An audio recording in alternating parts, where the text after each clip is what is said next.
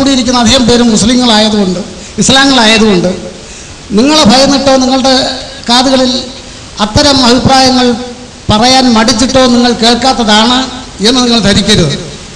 70 വയസ്സുകാരനായ ഞാൻ 20 വയസ്സ് മുതൽ ഈ മതങ്ങളെപ്പറ്റി എന്നാലാവുന്ന രീതിയിൽ പഠിക്കുകയും 22 പുസ്തകങ്ങൾ എഴുതുകയും അതിൽ 2 പ്രധാന പുസ്തകങ്ങൾ മുൻപ് നടന്ന സമ്മേളനത്തിൽ ഞാൻ ഒരു പുസ്തകത്തെപ്പറ്റി പറഞ്ഞിട്ടുണ്ട്. ബൈബിൾ, ഗീത, ഖുർആൻ താരതമ്യ പഠനം.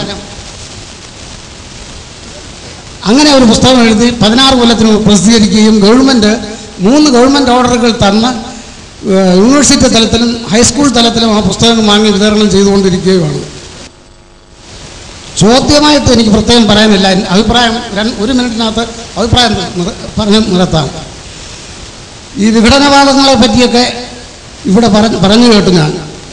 അതിലെനിക്ക് പറയാനുള്ളത്, മത ആശയങ്ങളെ വിഭാഗീയത പരത്തിക്കൊണ്ട് ആദായസൂത്രം മനസ്സിലുള്ളവർ ഒരുപക്ഷെ ചൂഷണ വിധേയമാക്കാൻ വേണ്ടി മനുഷ്യരെ വഴിതെറ്റിച്ച്, വിശ്വാസികളെ വഴിതെറ്റിച്ച് കൊണ്ടുപോകുന്ന പ്രവണത എല്ലാ മതത്തിലുമുണ്ട്.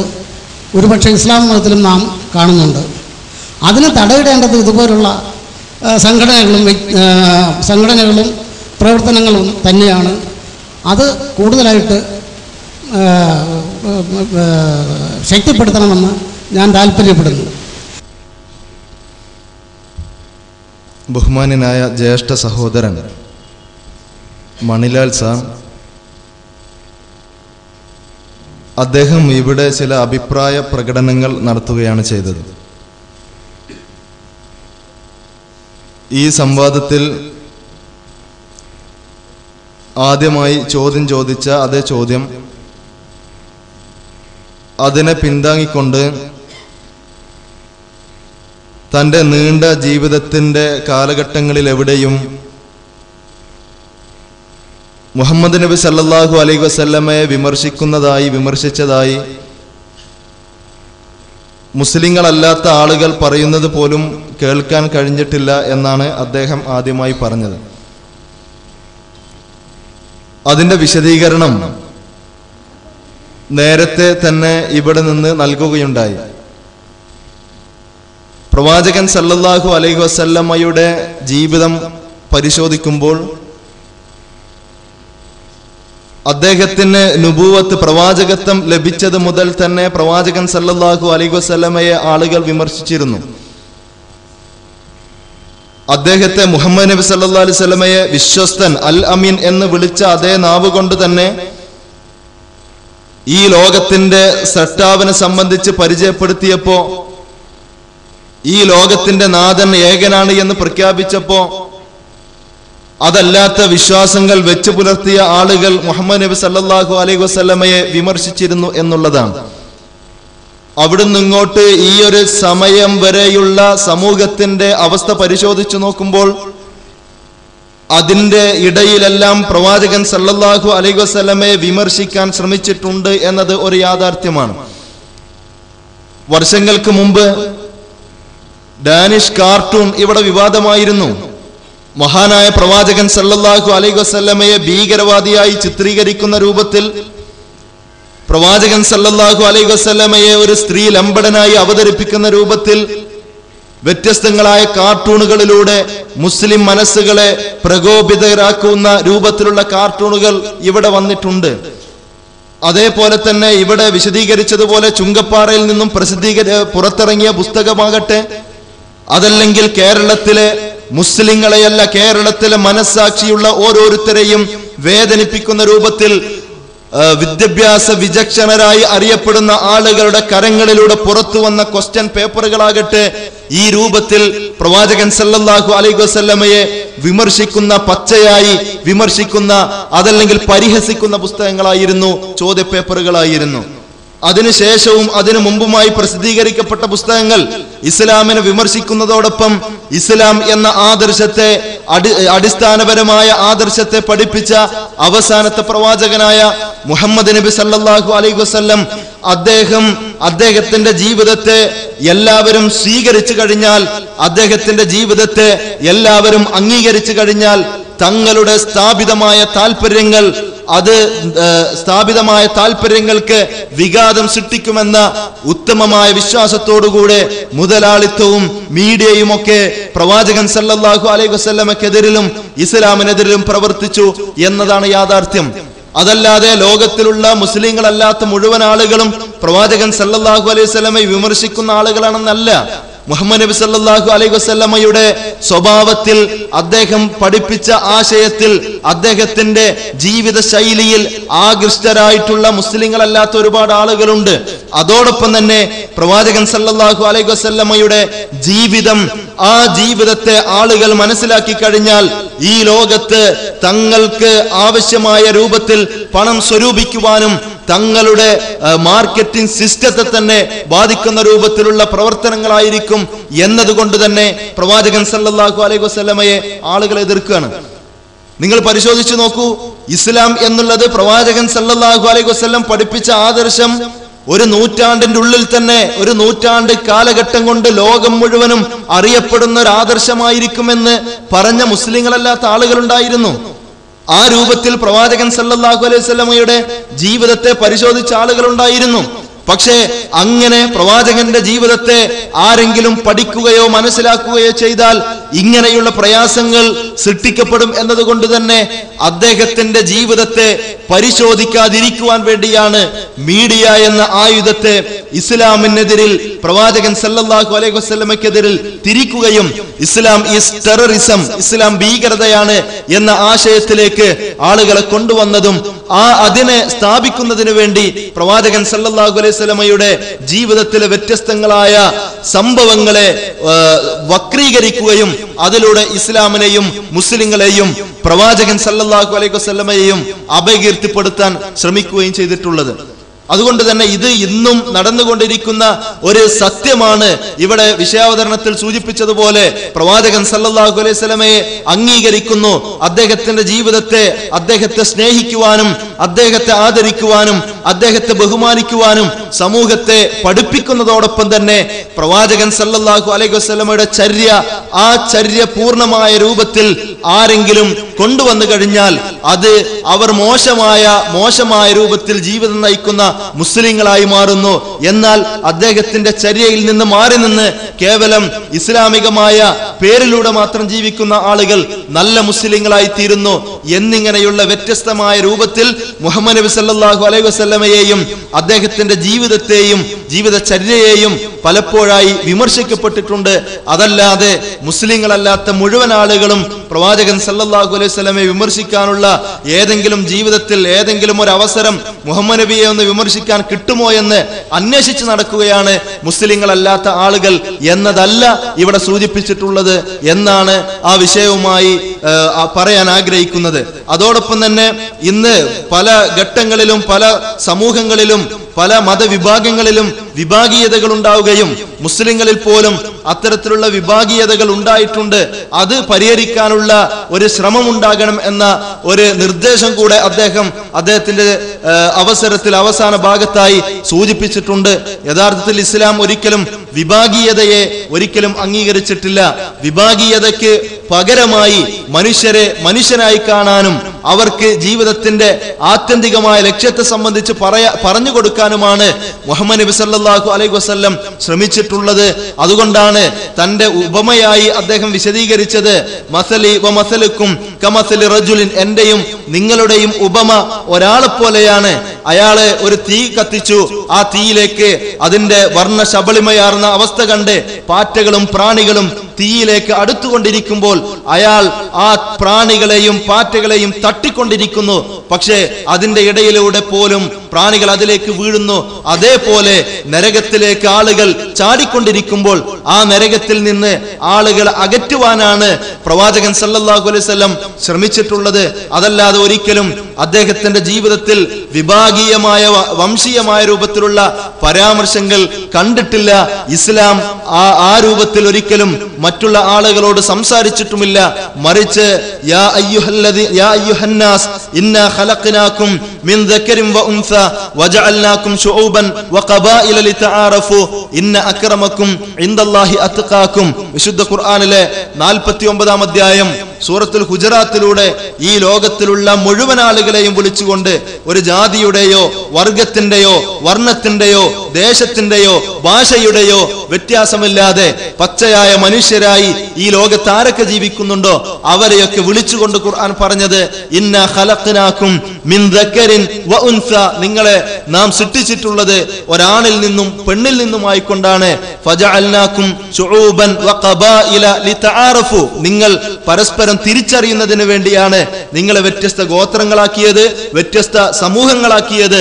അതിൽ ഏറ്റവും ഉത്തമരായ ആളുകൾ അത് അള്ളാഹുവിന്റെ അടുക്കൽ സൂക്ഷ്മത പാലിക്കുന്നവരാണ് എന്ന് വിശുദ്ധ ഖുർആൻ പഠിപ്പിക്കുമ്പോൾ ആ ഒരു തലത്തിലേക്ക് ഇറങ്ങി വരികയും മനുഷ്യനെ സൃഷ്ടിച്ച സട്ടാവിനെ അറിയുകയും ആ സട്ടാവിന്റെ നിയമങ്ങളും നിർദ്ദേശങ്ങളും പാലിച്ചുകൊണ്ട് പാരത്രികമായ മോക്ഷത്തിനു വേണ്ടി ജീവിക്കണം എന്നുള്ളത് തന്നെയാണ് ഇസ്ലാം പറഞ്ഞിട്ടുള്ളത്. ആ രൂപത്തിൽ തന്നെയാണ് മുസ്ലിങ്ങളും അല്ലാത്തവരുമൊക്കെ ഉൾക്കൊള്ളേണ്ടത് എന്നാണ് സൂചിപ്പിക്കാനുള്ളത്.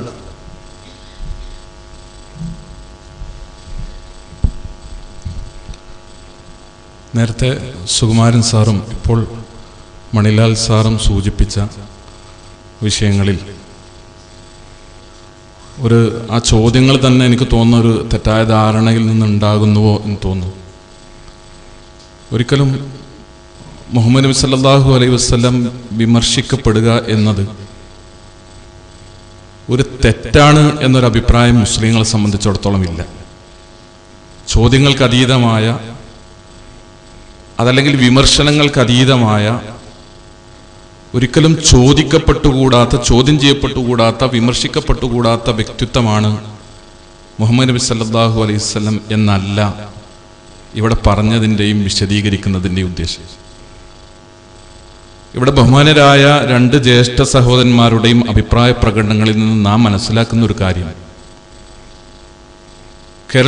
കേരളത്തിലെ കേരളീയരുടെ പുഴുക്കുത്തേൽക്കാത്ത, കളങ്കമേൽക്കാത്ത നല്ല പൊതുമനസ്സിന്റെ രണ്ട് പ്രതീകങ്ങളാണ് ബഹുമാനരായ രണ്ട് സഹോദരന്മാർ, അഭിപ്രായ പ്രകടനം നടത്തിയ രണ്ട് സഹോദരന്മാർ എന്നാണ് നമുക്ക് മനസ്സിലാക്കാൻ കഴിയുന്നത്. എന്താണ് വിമർശനമെന്നും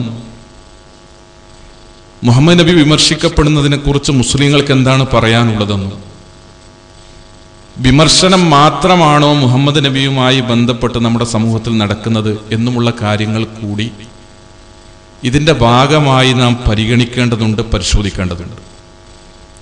മുഹമ്മദ് നബി സല്ലല്ലാഹു അലൈഹി വസല്ലം നമ്മുടെ ലോകത്ത് പഠിപ്പിച്ച ഒരുപാട് ആദർശങ്ങൾ മനുഷ്യ ജീവിതവുമായി ബന്ധപ്പെട്ട് ഒരു വ്യക്തി എങ്ങനെയാകണം, ഒരു കുടുംബം എങ്ങനെയാകണം, ദമ്പതിമാർ എങ്ങനെയാകണം, അയൽവാസികൾ എങ്ങനെയാകണം, സംസാരം എന്താകണം, പെരുമാറ്റം എന്താകണം, കിടപ്പറ എങ്ങനെയാകണം, മക്കളോടെങ്ങനെയാകണം, മനുഷ്യ ജീവിതത്തിൻ്റെ എല്ലാ മേഖലകളിലേക്ക് നിയമം പഠിപ്പിച്ച നിർദ്ദേശങ്ങൾ പറഞ്ഞ ദൈവത്തിൻ്റെ അടുക്കൽ നിന്നുള്ള പ്രവാചകൻ എന്ന് പറഞ്ഞ് കടന്നു വന്ന മുഹമ്മദ് നബി സല്ലല്ലാഹു അലൈഹി വസല്ലം, മുഹമ്മദ് നബിയുടെ ജീവിത കാലഘട്ടത്തിൽ ഒരു പ്രവാചകൻ എന്ന നിലയ്ക്ക് ലോകത്തിൻ്റെ മുമ്പിൽ മുഹമ്മദ് നബി സല്ലല്ലാഹു അലൈഹി വസല്ലം അവതരിപ്പിച്ച എല്ലാ സന്ദേശങ്ങളെയും നമുക്ക് ചോദ്യം ചെയ്യാം, നമുക്ക് വിമർശിക്കാം. അത് മാനവിക വിരുദ്ധമാണോ, മനുഷ്യ പ്രകൃതിക്കെതിരാണോ, മനുഷ്യന്റെ പുരോഗതിക്ക് അത് തടസ്സമാണോ, ഇതെല്ലാം നമുക്ക് ചർച്ച ചെയ്യാം. ഈ വിമർശനങ്ങളൊന്നും സത്യത്തിൽ ഇസ്ലാമോ, ഇസ്ലാമിക പ്രമാണങ്ങളോ, ഇസ്ലാമിക പണ്ഡിതന്മാരോ, ഇസ്ലാമിക സമൂഹമോ ഭയപ്പെടുന്നേയില്ല. അതിലുപരിയായി ചോദ്യം ചെയ്യാനും വിമർശിക്കാനും തയ്യാറാകണം എന്നതാണ് ഈ രംഗത്ത് ഇസ്ലാമിക പ്രബോധകന്മാരുടെ രീതി. അതാണ്. എന്നാൽ വിമർശനം എന്ന നിലക്ക് പലപ്പോഴും നമ്മുടെ സമൂഹത്തിൽ വരുന്നത് എന്താണ്? ഇവിടെ നേരത്തെ ഞാൻ സൂചിപ്പിച്ചു ചോദ്യപേപ്പറുമായി ബന്ധപ്പെട്ട കാര്യങ്ങൾ. ഒരാളെ തെറി പറയുന്നതാണോ വിമർശനം എന്ന് പറയുന്നത്? നമ്മൾ തമ്മിൽ പറയാൻ സന്നദ്ധമാകാത്ത പദപ്രയോഗങ്ങൾ 1400 കൊല്ലം മുമ്പ് ജീവിച്ച് ലോകത്തിന് നന്മകൾ മാത്രം പഠിപ്പിച്ച് കടന്നുപോയ ഒരു പ്രവാചകനെ കുറിച്ച് കോടിക്കണക്കിന് മനുഷ്യർ സ്വന്തം ജീവനേക്കാളേറെ ആദരിക്കുന്ന ഒരു വ്യക്തിത്വത്തെ കുറിച്ച് നമ്മൾ സാധാരണ നിലക്ക് പരസ്പരം പറയാൻ മടിക്കുന്ന ഒരു പദപ്രയോഗം ഏതെങ്കിലും ഒരു സാധാരണക്കാരനിൽ നിന്നുള്ള സമൂഹത്തിലെ സമുന്നതനായ ഒരു വ്യക്തിയുടെ പേനയിൽ നിന്ന് ചോദ്യപേപ്പറിന്റെ ചോദ്യങ്ങളുടെ രൂപത്തിലാണെങ്കിൽ പോലും അത് കടന്നു വരുന്നത് എന്തുകൊണ്ടാണ്? ഇവിടെ മുഹമ്മദ് റസൂലുള്ളാഹി സ്വല്ലല്ലാഹു അലൈഹി വസല്ലമയെ വിമർശിക്കുന്നതിന് ആവർത്തിച്ച് ഞാൻ പറയുന്നു, അതിനെ സ്വാഗതം ചെയ്യുന്നവരാണ് ഇസ്ലാമിക സമൂഹം.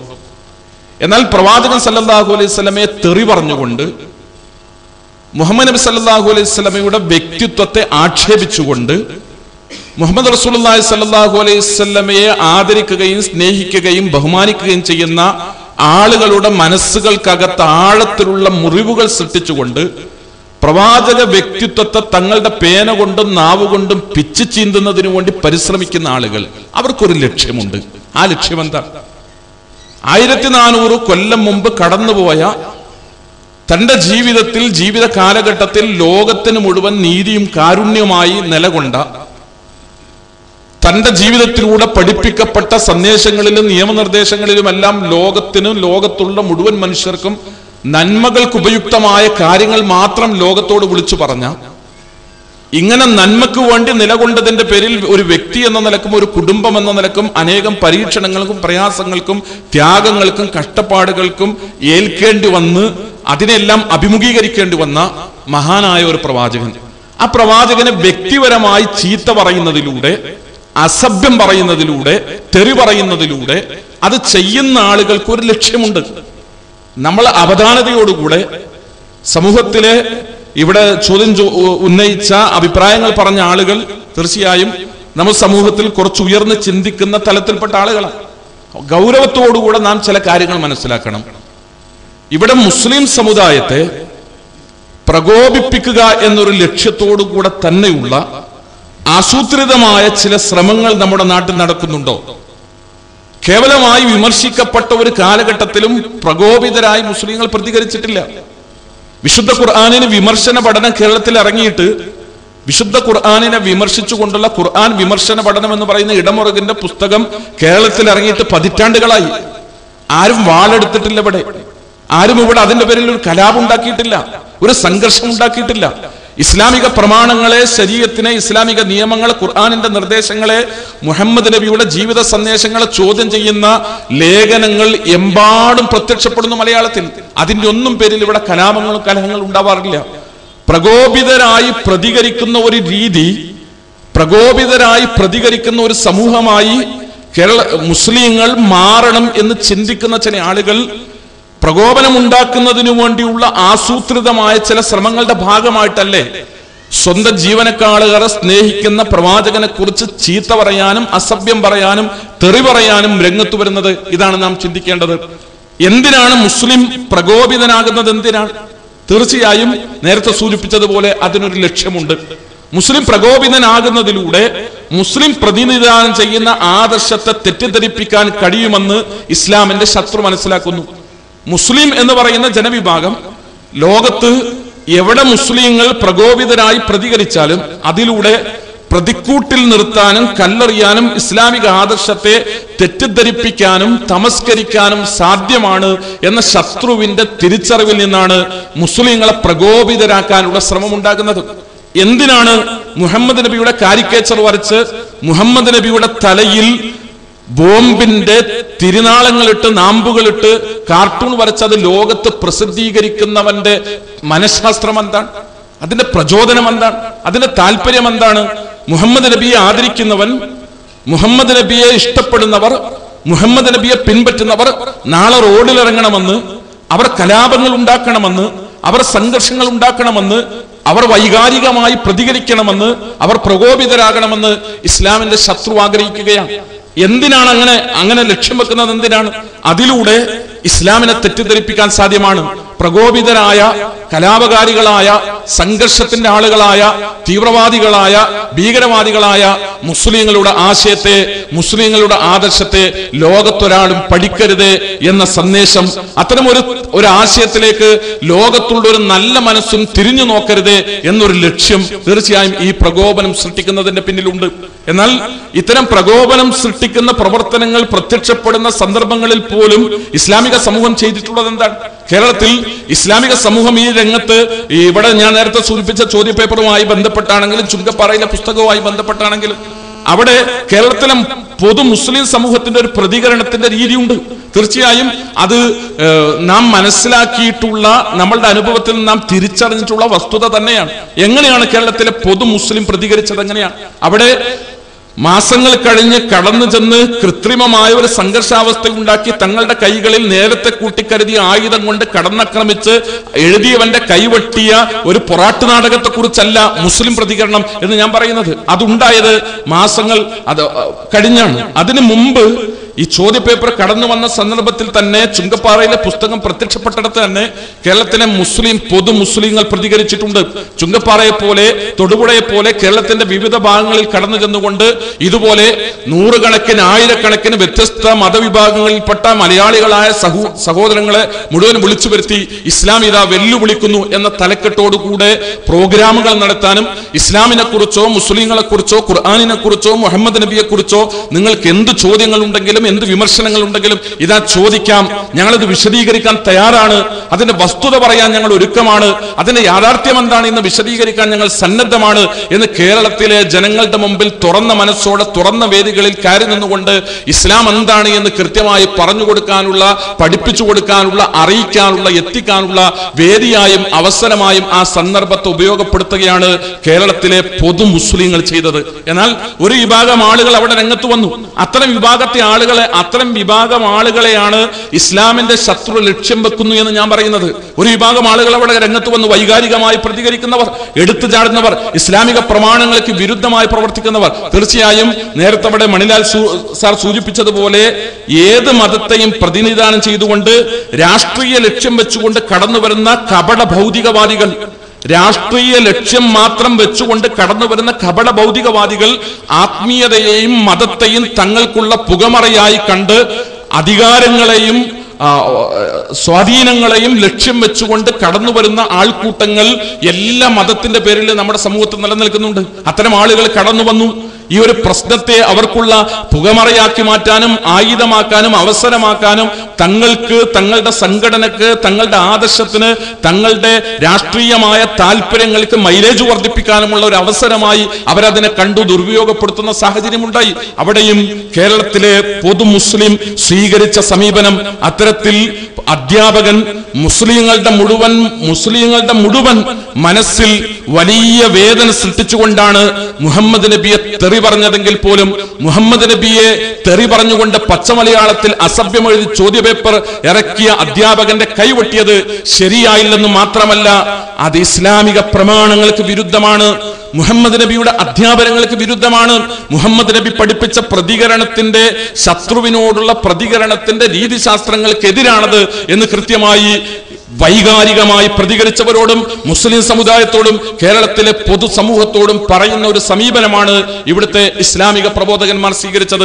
മുഹമ്മദ് നബിയെ ചീത്ത പറയുന്ന, ആക്ഷേപിക്കുന്ന ആളുകൾ മുഹമ്മദ് നബി സല്ലല്ലാഹു അലൈഹി വസല്ലമയുടെ ജീവിത കാലഘട്ടത്തിൽ തന്നെ ഉണ്ടായി.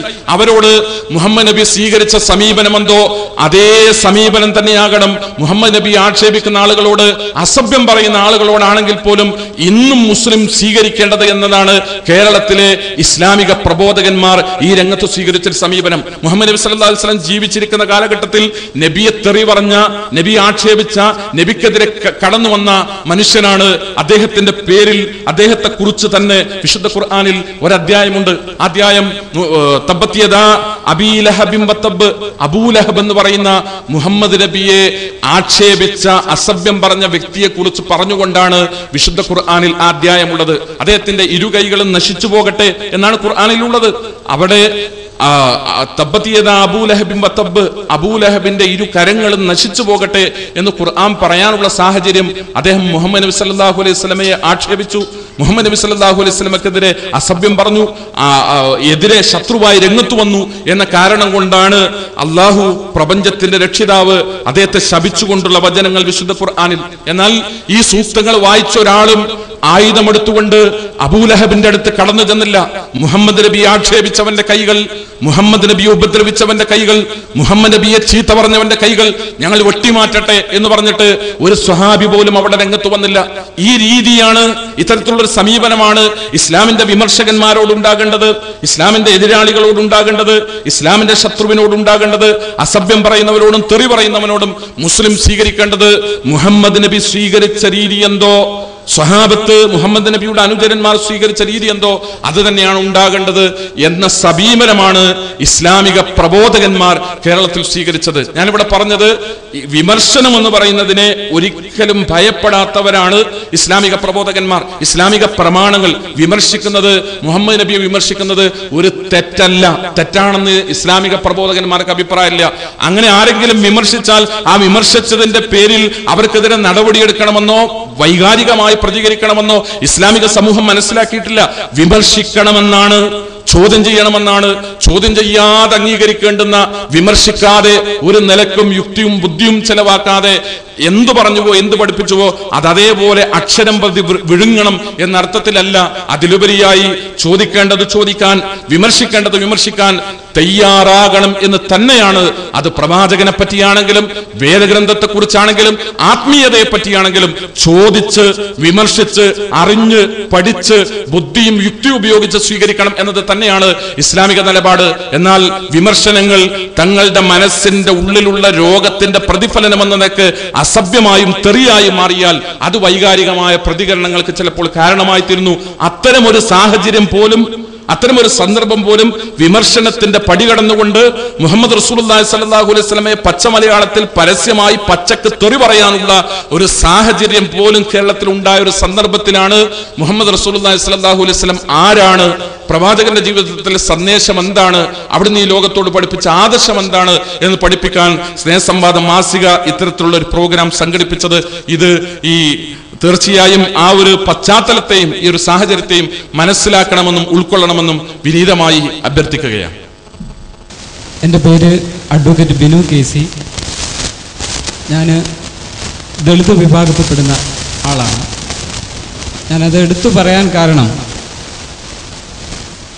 നമ്മളിവിടെ പറഞ്ഞു കാരുണ്യത്തിന് സമാനമായിട്ട് നീതി നിഷേധിക്കപ്പെട്ടാൽ ആ നീതി നടപ്പാക്കുന്നതിന് വേണ്ടി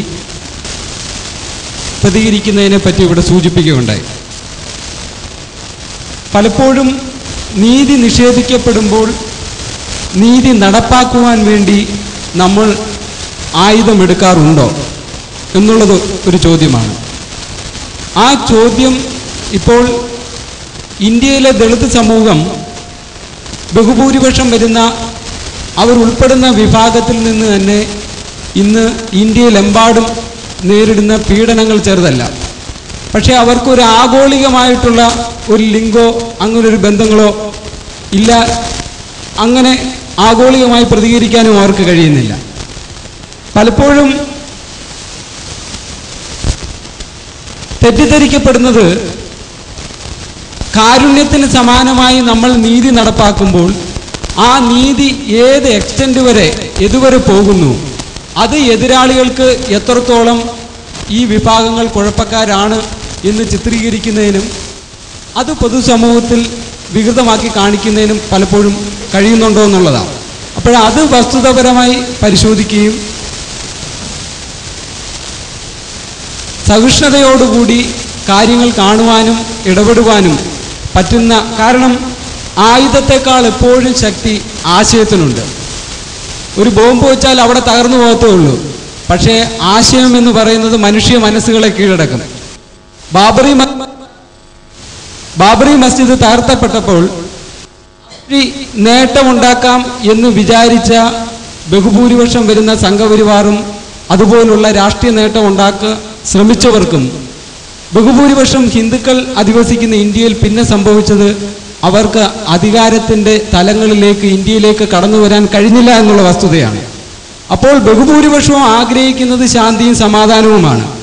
അത് പലപ്പോഴും ഉപയോഗിക്കപ്പെടുന്നത് രാഷ്ട്രീയ അധികാരത്തിന് വേണ്ടി ഒരു വിഭാഗം ചിലപ്പോൾ ഉപയോഗിക്കാം. ഇവിടെ അങ്ങനെ ഈ പശ്ചാത്തലത്തിലെല്ലാം സൂചിപ്പിക്കാനുള്ളത്, നമ്മൾ സ്വീകരിക്കുന്ന പല നയങ്ങളും പലപ്പോഴും നമുക്ക് തന്നെ ദോഷകരമായി ഭവിക്കാറുണ്ടോ എന്നുള്ളതാണ്. ഇവിടെ ബഹുമാനനായ സഹോദരൻ അഡ്വക്കേറ്റ് KC ബിനു അദ്ദേഹം ഉന്നയിച്ചിരിക്കുന്നത് വളരെ പ്രസക്തമായൊരു പ്രശ്നമാണ്. കാരുണ്യവും നീതിയും പരസ്പരം ബന്ധിതമാണ്, പരസ്പരം പൂരകമാണ് എന്ന് ഞാൻ പറഞ്ഞു. കാരുണ്യത്തിൻ്റെ പ്രവാചകനായ മുഹമ്മദ് റസൂലുള്ളാഹി സ്വല്ലല്ലാഹു അലൈഹി വസല്ലം ആ കാരുണ്യത്തിൻ്റെ ഭാഗമായിക്കൊണ്ട് തന്നെ നീതി സ്ഥാപിക്കുവാൻ വേണ്ടിയുള്ള ശക്തമായ സാമൂഹിക ഇടപെടലുകൾ നടത്തിയെന്നും ആ നീതിക്കു വേണ്ടിയുള്ള ഇടപെടലുകളാണ് പലപ്പോഴും ക്രൂരതയായി ദുർവ്യാഖ്യാനിക്കപ്പെടുന്നത് എന്നുമാണ് ഞാൻ സൂചിപ്പിച്ചത്. ഇവിടെ സഹോദരൻ്റെ ചോദ്യം കേട്ടപ്പോൾ യഥാർത്ഥത്തിൽ ഞാൻ പറഞ്ഞതിന് അദ്ദേഹം തെറ്റിദ്ധരിച്ചോ എന്ന് ഞാൻ സംശയിക്കുകയാണ്. സത്യത്തിൽ നീതി സ്ഥാപിക്കാൻ വേണ്ടി പ്രവാചകൻ സല്ലല്ലാഹു അലൈഹി വസല്ലം ഇടപെട്ടു എന്ന് ഞാൻ പറഞ്ഞത് നമ്മുടെ സമൂഹത്തിൽ എന്തെങ്കിലും അനീതി ഉണ്ടാകുമ്പോൾ ആയുധം ഉപയോഗിച്ച് നാം ഇടപെടണം എന്ന് പറയാനല്ല. റസൂലുള്ളാഹി സ്വല്ലല്ലാഹു അലൈഹി വസല്ലം ഒരു രാഷ്ട്രത്തിൻ്റെ ഭരണാധികാരിയാണ്. ആ രാഷ്ട്രത്തിൻ്റെ സർവ്വസൈന്യാധിപനാണ്. ആ നാട്ടിലെ ന്യായാധിപനാണ്.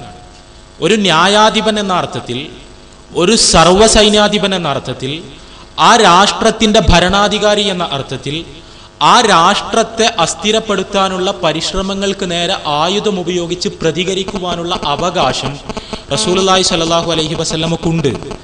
ഏത് നാട്ടിലും ആയുധമെടുക്കാനുള്ള അധികാരം ആ രാഷ്ട്രത്തിൻ്റെ ഉത്തരവാദപ്പെട്ട ഭരണകൂടത്തിനും മിലിറ്ററിക്കും മാത്രമാണുള്ളത്. ഇന്ത്യയെപ്പോലുള്ളൊരു ജനാധിപത്യ സമൂഹത്തിൽ നമുക്ക് എന്തുതരം അവകാശ നിഷേധങ്ങളെ നേരിടേണ്ടി വന്നാലും, എന്തുതരം അനീതികൾ നമ്മുടെ സമൂഹത്തിൽ ഉണ്ടായാലും, നമ്മുടെ ഏതൊക്കെ തരത്തിലുള്ള അവസരങ്ങൾ നിഷേധിക്കപ്പെട്ടാലും ആയുധം ഉപയോഗിച്ച് പ്രതികരിക്കുവാൻ നമുക്ക് അനുവാദമില്ല, അവകാശമില്ല. ഇസ്ലാമോ പ്രവാചകൻ സല്ലല്ലാഹു അലൈഹി വസല്ലമയോ അത് അനുവദിക്കുന്നില്ല. നേരത്തെ എൻ്റെ പ്രസംഗത്തിൽ ഞാൻ പറഞ്ഞു മക്ക ജീവിതവും മദീന ജീവിതവും. മക്ക ജീവിത കാലഘട്ടത്തിൽ റസൂലുള്ളാഹി സ്വല്ലല്ലാഹു അലൈഹി വസല്ലം 13 വർഷക്കാലം വളരെ കൃത്യമായ നീതി നിഷേധത്തിന് ഇരയായിക്കൊണ്ടാണ് ജീവിക്കുന്നത്. റസൂലുള്ളാഹി സ്വല്ലല്ലാഹു അലൈഹി വസല്ലമയും അനുചരന്മാരും കടുത്ത നീതി നിഷേധത്തിന്, മർദ്ദനങ്ങൾക്ക്, പീഡനങ്ങൾക്ക് ഇരയായാണ് മക്കയിൽ ജീവിക്കുന്നത്. പക്ഷെ ഒരിക്കൽ പോലും അവിടെ നീതി സ്ഥാപിക്കാൻ വേണ്ടി അനീതിക്കെതിരെ ആയുധമെടുക്കാൻ റസൂലുള്ളാഹി സ്വല്ലല്ലാഹു അലൈഹി വസല്ലം സന്നദ്ധമായിട്ടില്ല. കാരണം അവിടെ മക്കയിൽ റസൂലുള്ളാഹി സ്വല്ലല്ലാഹു അലൈഹി വസല്ലം ആ രാഷ്ട്രത്തിന്റെ തലവനല്ല, സൈന്യാധിപനല്ല, ന്യായാധിപനല്ല, ഒന്നുമല്ല. എന്നാൽ മദീനയിൽ റസൂലുള്ളാഹി സ്വല്ലല്ലാഹു അലൈഹി വസല്ലം ഒരു ഭരണകൂടത്തിന്റെ ഉത്തരവാദപ്പെട്ട സ്ഥാനത്തിരിക്കുന്ന വ്യക്തിയാണ്. ആ അർത്ഥത്തിൽ ആ രാഷ്ട്രത്തിനു വേണ്ടി ആയുധം ഉപയോഗിച്ച് ഇടപെടേണ്ട സന്ദർഭങ്ങളിൽ റസൂലുള്ളാഹി സ്വല്ലല്ലാഹു അലൈഹി വസല്ലം ആയുധം ഉപയോഗിച്ചിട്ടുണ്ട്. അതല്ലാതെ ഇന്ത്യയെപ്പോലെ നിയമവാഴ്ച നിലനിൽക്കുന്ന, ജനാധിപത്യപരമായ ഒരു ഭരണകൂടം നിലനിൽക്കുന്ന നാട്ടിൽ പൗരസമൂഹം ആയുധങ്ങൾ എടുക്കുന്നത് അനിസ്ലാമികമാണ്. അതിൻ്റെ പേരാണ് തീവ്രവാദം. അത് ആര് ചെയ്താലും ഇന്ത്യയിൽ നീതി നിഷേധിക്കപ്പെടുന്ന ഒട്ടനവധി വിഭാഗങ്ങൾ ഉണ്ട് എന്ന കാര്യത്തിൽ സംശയമില്ല. മുസ്ലിങ്ങളായാലും ദലിതുകളായാലും അവർക്ക് പല രൂപത്തിലുള്ള പാർശ്വവൽക്കരണങ്ങൾ നേരിടേണ്ടി വരുന്നു എന്നത് സത്യമാണ്. ആ പാർശ്വവൽക്കരണങ്ങളെ പ്രതിരോധിക്കുവാൻ ജനാധിപത്യപരമായ മാർഗങ്ങൾ അവലംബിക്കുവാൻ മാത്രമാണ് ഇസ്ലാം അനുവദിക്കുന്നത്. അതിന് പകരം സായുധമായി നമ്മുടെ അവകാശങ്ങൾ നേടിയെടുക്കാൻ അത് ദലിതുകൾ ശ്രമിച്ചാലും മുസ്ലിങ്ങൾ ശ്രമിച്ചാലും ഒക്കെ അതിൻ്റെ പേര് തീവ്രവാദം എന്ന് തന്നെയാണ്, ഭീകരവാദം എന്ന് തന്നെയാണ്. ആയുധമെടുക്കാനുള്ള അവകാശം ആർക്കുമില്ല. ആ അർത്ഥത്തിലല്ല ഞാനത് പറഞ്ഞത്. സുഹൃത്ത് ജ്യേഷ്ഠ സഹോദരൻ ഇവിടെ സൂചിപ്പിച്ചതുപോലെ തന്നെ നാം ആയുധങ്ങളെക്കാൾ ശക്തി ആശയങ്ങൾക്കുണ്ട് എന്ന്, പ്രത്യേകിച്ചും ഒരു ജനാധിപത്യ ബഹുസ്വര സമൂഹത്തിൽ, ഒരു ആധുനിക സമൂഹത്തിൽ ആയുധങ്ങളെക്കാൾ ശക്തി ആശയങ്ങൾക്കുണ്ട് എന്നും നമ്മുടെ അവകാശങ്ങൾ നേടിയെടുക്കാൻ ആയുധങ്ങളെയല്ല ആശയപരമായ മാധ്യമങ്ങളെയാണ് നാം അവലംബിക്കേണ്ടത് എന്നും നമ്മളെല്ലാവരും തിരിച്ചറിയേണ്ടതാണ്. അവിടെ സഹോദരനോട് യോജിക്കുക തന്നെയാണ് ഞാൻ ചെയ്യുന്നത്. പിന്നെ സുഹൃത്ത് സൂചിപ്പിച്ചത് ബാബരി മസ്ജിദുമായി ബന്ധപ്പെട്ട് ഇന്ത്യയിൽ ഉണ്ടായ പള്ളി തകർക്കാൻ വേണ്ടി ഇവിടുത്തെ വർഗീയ ശക്തികൾ നടത്തിയ പരിശ്രമങ്ങളും ആ പരിശ്രമങ്ങൾ അവരെ തന്നെ പ്രതികൂലമായി ബാധിച്ചു എന്നുമാണ് സുഹൃത്തിൻ്റെ നിരീക്ഷണം. യഥാർത്ഥത്തിൽ പള്ളി തകർക്കാൻ വേണ്ടി പരിശ്രമിച്ച ആളുകൾ അവർ യഥാർത്ഥ ഹിന്ദുമത വിശ്വാസികളോ ഹൈന്ദവ ഭക്തന്മാരോ ഒന്നും ആയിരുന്നില്ല എന്ന് നമുക്കറിയാം. രാജധാനിയിലേക്കുള്ള പാത സുഗമമാക്കാൻ വേണ്ടി അവർ കണ്ടെത്തിയ വളരെ കുടിലമായ ഒരു മാർഗമായിരുന്നു അത്. അയോധ്യയെ സംബന്ധിച്ച ഒട്ടനവധി കെട്ടുകഥകൾ പ്രചരിപ്പിച്ച് ആ അയോധ്യയിലുണ്ടായിരുന്ന പള്ളി ആ പള്ളി ക്ഷേത്രമാണ് എന്ന് വരുത്തി തീർത്ത് അതിൻ്റെ പേരിൽ ആളുകളെ സംഘടിപ്പിച്ചാൽ അങ്ങനെ തങ്ങൾക്ക് വോട്ട് ബാങ്ക് വർദ്ധിപ്പിക്കാമെന്നും ഭരിക്കാമെന്നും അധികാരം കൈക്കലാക്കാമെന്നും കരുതിയ മതവിശ്വാസമില്ലാത്ത വർഗീയത മാത്രം പ്രത്യയശാസ്ത്രമായി സ്വീകരിച്ച ഒരു പറ്റം സാമൂഹ്യ ദ്രോഹികൾ നിർവഹിച്ച ഇന്ത്യയുടെ അഭിമാനത്തിന് തന്നെ ക്ഷതമേൽപ്പിച്ച ഒരു സംഭവം. ആ സംഭവത്തിന്റെ അനന്തര ഫലത്തെക്കുറിച്ച് സുഹൃത്തിന്റെ നിരീക്ഷണം എത്രത്തോളം വസ്തുതാപരമാണ് എന്ന് എനിക്കറിയില്ല. തീർച്ചയായും ഇന്ത്യയിലെ ബഹുഭൂരിപക്ഷം ആളുകളും സമാധാനകാംക്ഷികളാണ്. അവർ പലപ്പോഴും വർഗീയ ശക്തികളെ തിരസ്കരിച്ചിട്ടുണ്ട്. എന്നാൽ ചിലപ്പോഴെങ്കിലും ഇത്തരത്തിലുള്ള ഇടപെടലുകൾ ആ വർഗീയ ശക്തികൾ ഉദ്ദേശിച്ച രൂപത്തിൽ തന്നെ സാമുദായിക ധ്രുവീകരണത്തിനും അവർ അധികാരത്തിലേറുന്നതിനുമെല്ലാം നിമിത്തമായിട്ടുണ്ട്. അതുകൊണ്ട് തന്നെ സമൂഹം മൊത്തത്തിൽ സമാധാനകാംക്ഷികളാണെങ്കിലും ചില സമയങ്ങളിൽ സമൂഹത്തിന്റെ വൈകാരികതയെ ഉദ്ദീപിപ്പിച്ച് വർഗീയ ശക്തികൾക്ക് അതിനെ ഉപയോഗപ്പെടുത്താൻ കഴിയും എന്ന് തിരിച്ചറിയുകയും എവിടെ എപ്പോൾ ആര് ഇന്ത്യയെ പോലുള്ളൊരു ജനാധിപത്യ സമൂഹത്തിൽ ജനാധിപത്യ മാർഗം വിട്ട് ആയുധമെടുക്കാൻ ഒരുങ്ങുന്നുവോ അവരെ ശക്തമായി മുഖം നോക്കാതെ എതിർക്കാൻ നമ്മളെല്ലാവരും സന്നദ്ധമാകണം എന്നാണ് എനിക്ക് അഭ്യർത്ഥിക്കാനുള്ളത്. അത് ഹിന്ദുക്കളാണോ, മുസ്ലിങ്ങളാണോ, ക്രിസ്ത്യാനികളാണോ, ദലിതുകളാണോ, നക്സലുകളാണോ, മാർക്സിസ്റ്റുകളാണോ എന്നതല്ല നമ്മുടെ പ്രശ്നം. അതാരായാലും ശരി, ഇന്ത്യ എന്ന ജനാധിപത്യ രാഷ്ട്രത്തോട് കൂറ് കാണിച്ച് ജീവിക്കേണ്ട പ്രജകളാണ് നമ്മളെല്ലാവരും. നമുക്ക് ഏതെങ്കിലും തരത്തിലുള്ള അവകാശ നിഷേധം ഉണ്ടായാൽ ജനാധിപത്യപരമായി പോരാടാം, കോടതിയിൽ പോകാം, പത്രങ്ങൾ ഉപയോഗിക്കാം, എല്ലാ രീതികളും അവലംബിക്കാം. എന്നാൽ ആയുധം ഉപയോഗിക്കുന്നത് ആരായാലും അത് അനുവദിച്ചുകൂടാ. തെറ്റാണ്, അക്രമമാണ്, അനീതിയാണ്, തീവ്രവാദമാണ്, സർവോപരി അനിസ്ലാമികമാണ് എന്ന് മനസ്സിലാക്കും. അസ്സലാമു അലൈക്കും. പ്രവാചകൻ സല്ലല്ലാഹു അലൈഹി വസല്ലമ പഠിപ്പിച്ചതും കമ്മ്യൂണിസം പഠിപ്പിക്കുന്നതും നീതിപാലനത്തെ പറ്റിയാണല്ലോ. അതുകൊണ്ട് ഒരു മുസ്ലിം സഹോദരൻ കമ്മ്യൂണിസം സ്വീകരിക്കാൻ കഴിയുമോ എന്നുള്ളതാണ് ചോദ്യം. പേര് ഉനൈസിന്റെ ചോദ്യം എന്താ വെച്ചാൽ, മുസ്ലിമിന് കമ്മ്യൂണിസ്റ്റ് ആകാൻ പറ്റുമോ? മാർക്സിസം പഠിപ്പിക്കുന്ന നീതിയുമായി ബന്ധപ്പെട്ട കാഴ്ചപ്പാടും ഇസ്ലാമിൻ്റെ കാഴ്ചപ്പാടും ഒന്നു തന്നെയല്ലേ എന്നാണ്. വളരെ വിശദമായി ചർച്ച ചെയ്യപ്പെടേണ്ട ഒരു വിഷയമാണ്. ഒറ്റവാക്കിലുള്ള ഉത്തരം, മാർക്സിസത്തിൻ്റെ നീതി സങ്കല്പവും ഇസ്ലാമിൻ്റെ നീതി സങ്കല്പവും തമ്മിൽ ഒരു ബന്ധവുമില്ല. അത് തീർത്തും വ്യത്യസ്തമായ ആശയങ്ങളാണ്. ആ മാർക്സിസം ഒരു ഭൗതികവാദ ദർശനമാണ്, അത് ദൈവനിഷേധപരമാണ്. അതുകൊണ്ട് തന്നെ ആ പ്രത്യയശാസ്ത്രം സ്വീകരിക്കാൻ അതിന് എന്തൊക്കെ പുറമോടികൾ ഉണ്ടായാലും ഒരു മുസ്ലിമിന് കഴിയില്ല. നമ്മുടെ വിഷയം അതല്ലാത്തത് കൊണ്ട് അത് വിശദമായി വിശദീകരിക്കുന്നില്ല. മുഹമ്മദ് റസൂലുള്ളാഹി സ്വല്ലല്ലാഹി അലൈഹി വസല്ലമയുമായി ബന്ധപ്പെട്ട വിമർശനങ്ങൾ, ആരോപണങ്ങൾ, ചോദ്യങ്ങൾ, സംശയങ്ങളാണ് ഉന്നയിക്കേണ്ടത്. ഇത് മറ്റൊരവസരത്തിൽ വിശദമായി ചർച്ച ചെയ്യപ്പെടേണ്ട ഒരു പ്രശ്നമാണ്. അസ്സലാമു അലൈക്കും. പേര് ആഷിഖ്, ടെക്നോപാർക്കിൽ വർക്ക് ചെയ്യും. ദത്തുപുത്രനെ സ്വന്തം പുത്രനായി അംഗീകരിക്കണമെന്നാണല്ലോ ഇസ്ലാം പഠിപ്പിക്കുന്നത്. എന്നാൽ ദത്തുപുത്രൻ്റെ ഭാര്യയെ വിവാഹം കഴിച്ച പ്രവാചകൻ്റെ നടപടിയിൽ ഇന്നത്തെ സമൂഹത്തിന് എന്താണ് ഉൾക്കൊള്ളാനുള്ളത്? ആഷിഖിൻ്റെ പ്രശ്നം, ദത്തുപുത്രനെ സ്വന്തം പുത്രനായി പരിഗണിക്കണമെന്നാണല്ലോ പ്രവാചകൻ പഠിപ്പിച്ചത്. ആ പ്രവാചകൻ സ്വന്തം ദത്തുപുത്രൻ്റെ ഭാര്യയെ വിവാഹം കഴിച്ചതിനെക്കുറിച്ച് എന്താണ് പറയാനുള്ളതെന്ന്. യഥാർത്ഥത്തിൽ ദത്തുപുത്രനെ സ്വന്തം പുത്രനെ പോലെയാണ് പരിഗണിക്കേണ്ടത് എന്ന് പ്രവാചകൻ എവിടെയാണ് പഠിപ്പിച്ചതെന്നാണ് എനിക്ക് തിരിച്ചു ചോദിക്കാനുള്ളത്. റസൂലുള്ളാഹി സ്വല്ലല്ലാഹു അലൈഹി വസല്ലം ദത്തുപുത്രൻ സ്വന്തം പുത്രനാണ് എന്ന് എവിടെയും പറഞ്ഞിട്ടില്ല, പഠിപ്പിച്ചിട്ടില്ല.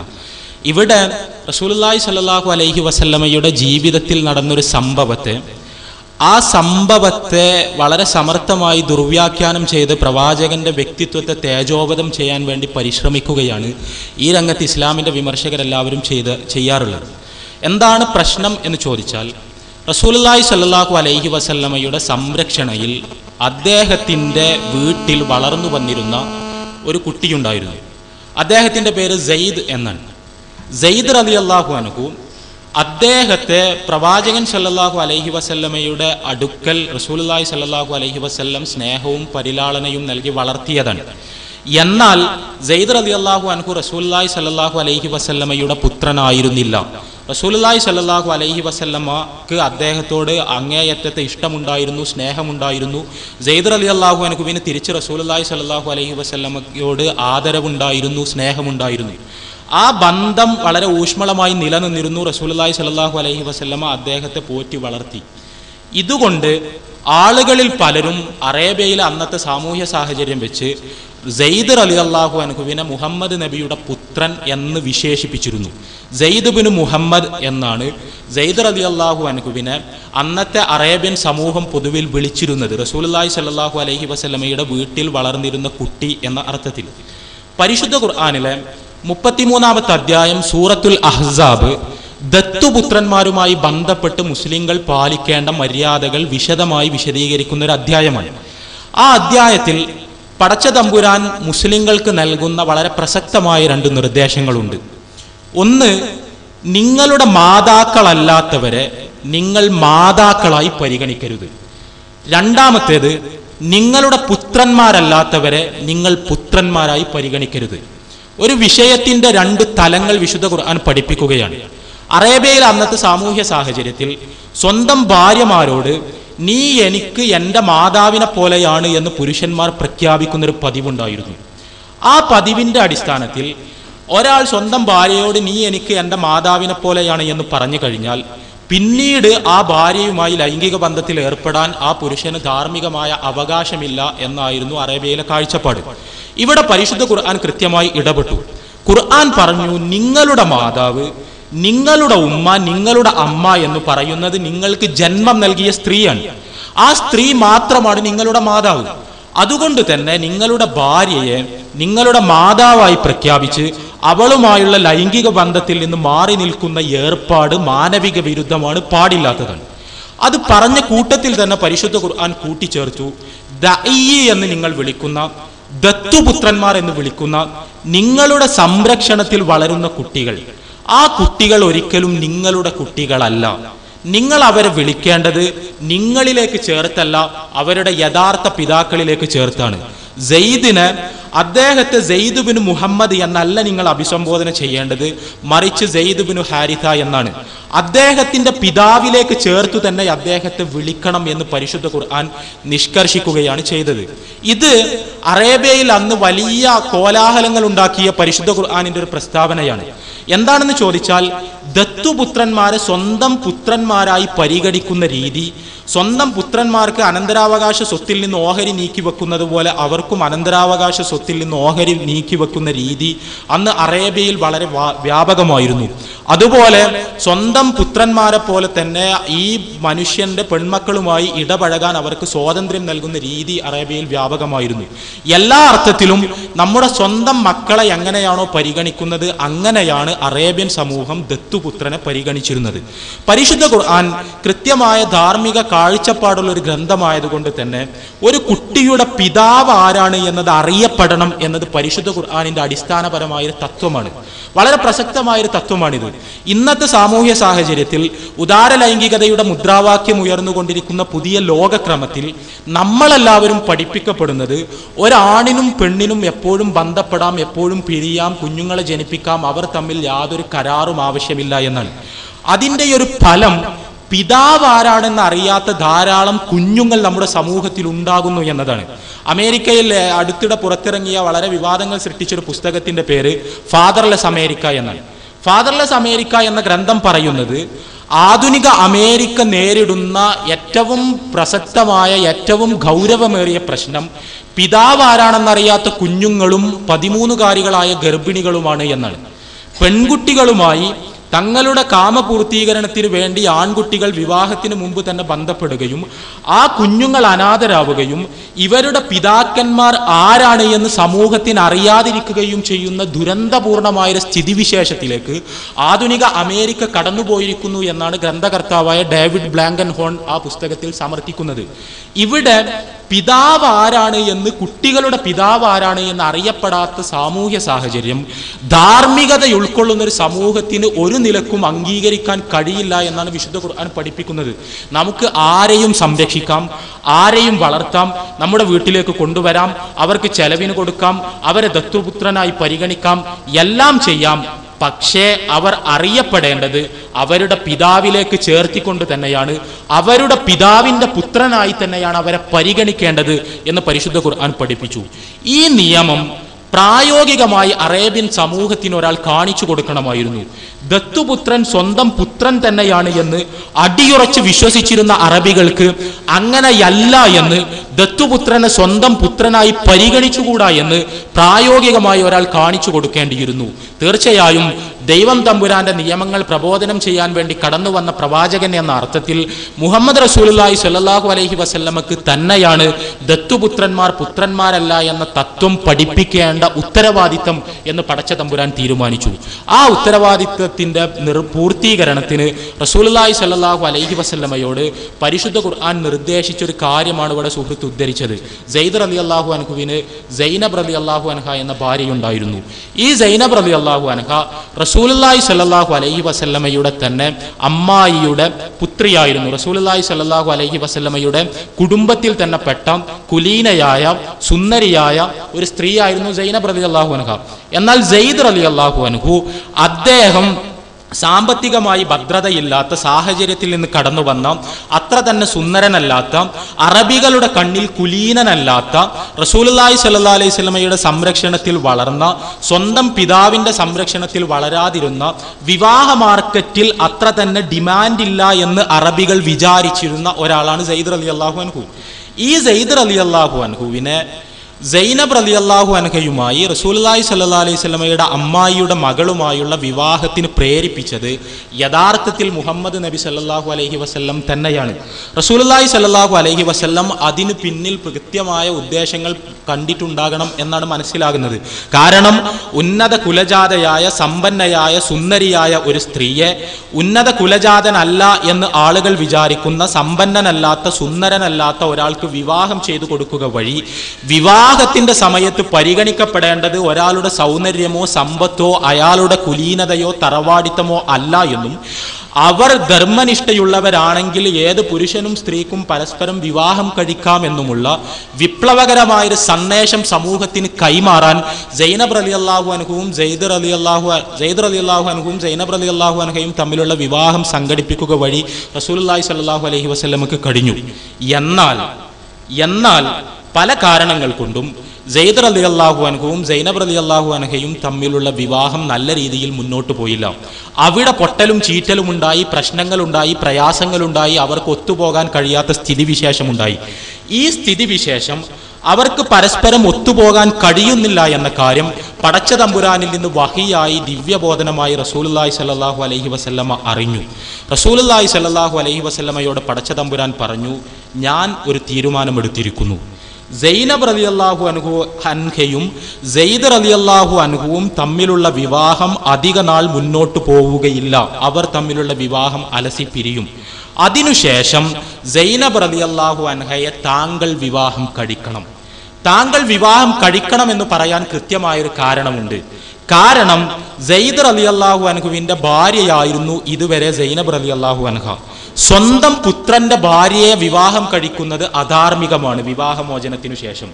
സെയ്ദ് റളിയല്ലാഹു അൻഹു റസൂലുള്ളാഹി സ്വല്ലല്ലാഹു അലൈഹി വസല്ലമയുടെ പുത്രനല്ലെങ്കിൽ പോലും അദ്ദേഹത്തിന്റെ പുത്രൻ ദത്തുപുത്രനായതുകൊണ്ട് പുത്രൻ എന്ന അർത്ഥത്തിലാണ് അറബികൾ വിശേഷിപ്പിക്കുന്നത്.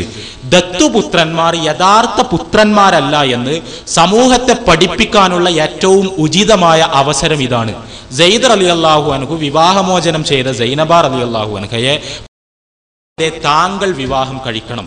അങ്ങനെ വിവാഹം കഴിക്കുക വഴി ദത്തുപുത്രന്മാർ യഥാർത്ഥ പുത്രന്മാരല്ല എന്ന തത്വം സമൂഹത്തെ പഠിപ്പിക്കാൻ നിങ്ങൾക്ക് കഴിയും എന്ന് പടച്ച തമ്പുരാൻ റസൂലുള്ളാഹി സ്വല്ലല്ലാഹു അലൈഹി വസല്ലമക്ക് ദിവ്യ വെളിപാടുമായി വഹിയുമായി അറിയിച്ചു എന്ന് സൂറത്തുൽ അഹ്സാബിലൂടെ കടന്നു പോകുമ്പോൾ നമുക്ക് മനസ്സിലാക്കാൻ കഴിയും. ഇത് മനസ്സിലാക്കിയ റസൂലുള്ളാഹി സ്വല്ലല്ലാഹു അലൈഹി വസല്ലം വളരെയധികം പ്രയാസപ്പെടുകയാണ് ചെയ്തത്.